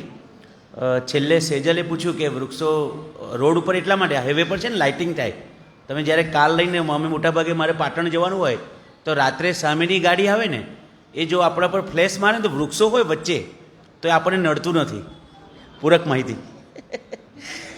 પ્રશ્નોત્તરી સરસ થઈ છે. મને થોડો સમય આપો એટલા માટે મેં અમુક વિદ્યાર્થીના નામ નથી લખ્યા. બધાએ સરસ પ્રશ્નો પૂછ્યા, બહુ જ મજા આવી. અને અમારા કાળુભાઈ ડાંગર તો સાહેબ એવું કહેતા કે નવસારીનું જે હૃદય છે ને એ લાઇબ્રેરી છે. Thank you all.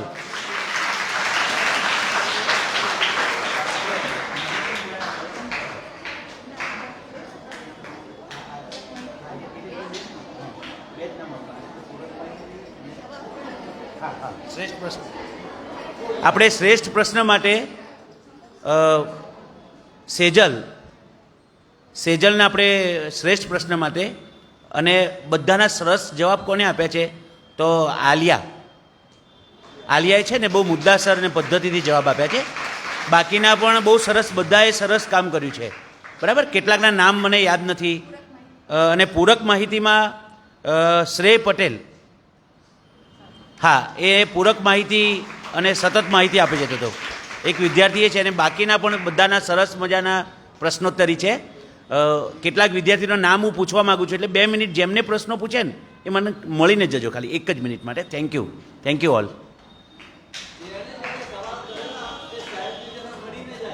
આભાર પરેશભાઈ. હવે આપણે આ વાર્તાલાપને અંત તરફ લઈ જઈશું અને નવા પુસ્તકો વાંચતા રહેજો, વિસ્તરતા રહેજો. અને આજનો વાર્તાલાપ ખૂબ જીવંત બની રહ્યો. બધાએ ખૂબ સરસ માહિતીઓ આપી અને બધાની જ સામેલગીરી રહી છે, એટલે આજનો વાર્તાલાપ ખાસ બની રહ્યો છે આપણા માટે. હવે વિવિધ વિષયોને લગતા પુસ્તકો વાંચજો અને તમારા વિચારો અહીંયા રજૂ કરવા ચોક્કસથી આવજો, કારણ કે તમે જોયું કે 1 જ કલાકમાં કેટલી સરસ ને 4 પુસ્તકો વિશે આપણે માહિતી મેળવી. તો તમે પણ અહીંયા વક્તા તરીકે આવો, વાંચો અને તમારા વિચારો રજૂ કરો અને પુસ્તકાલય સાથે જોડાઈ રહેજો. મળતા રહીશું દર મહિનાના બીજા શનિવારે. આપનો દિવસ ઉત્સાહમય બની રહ્યો.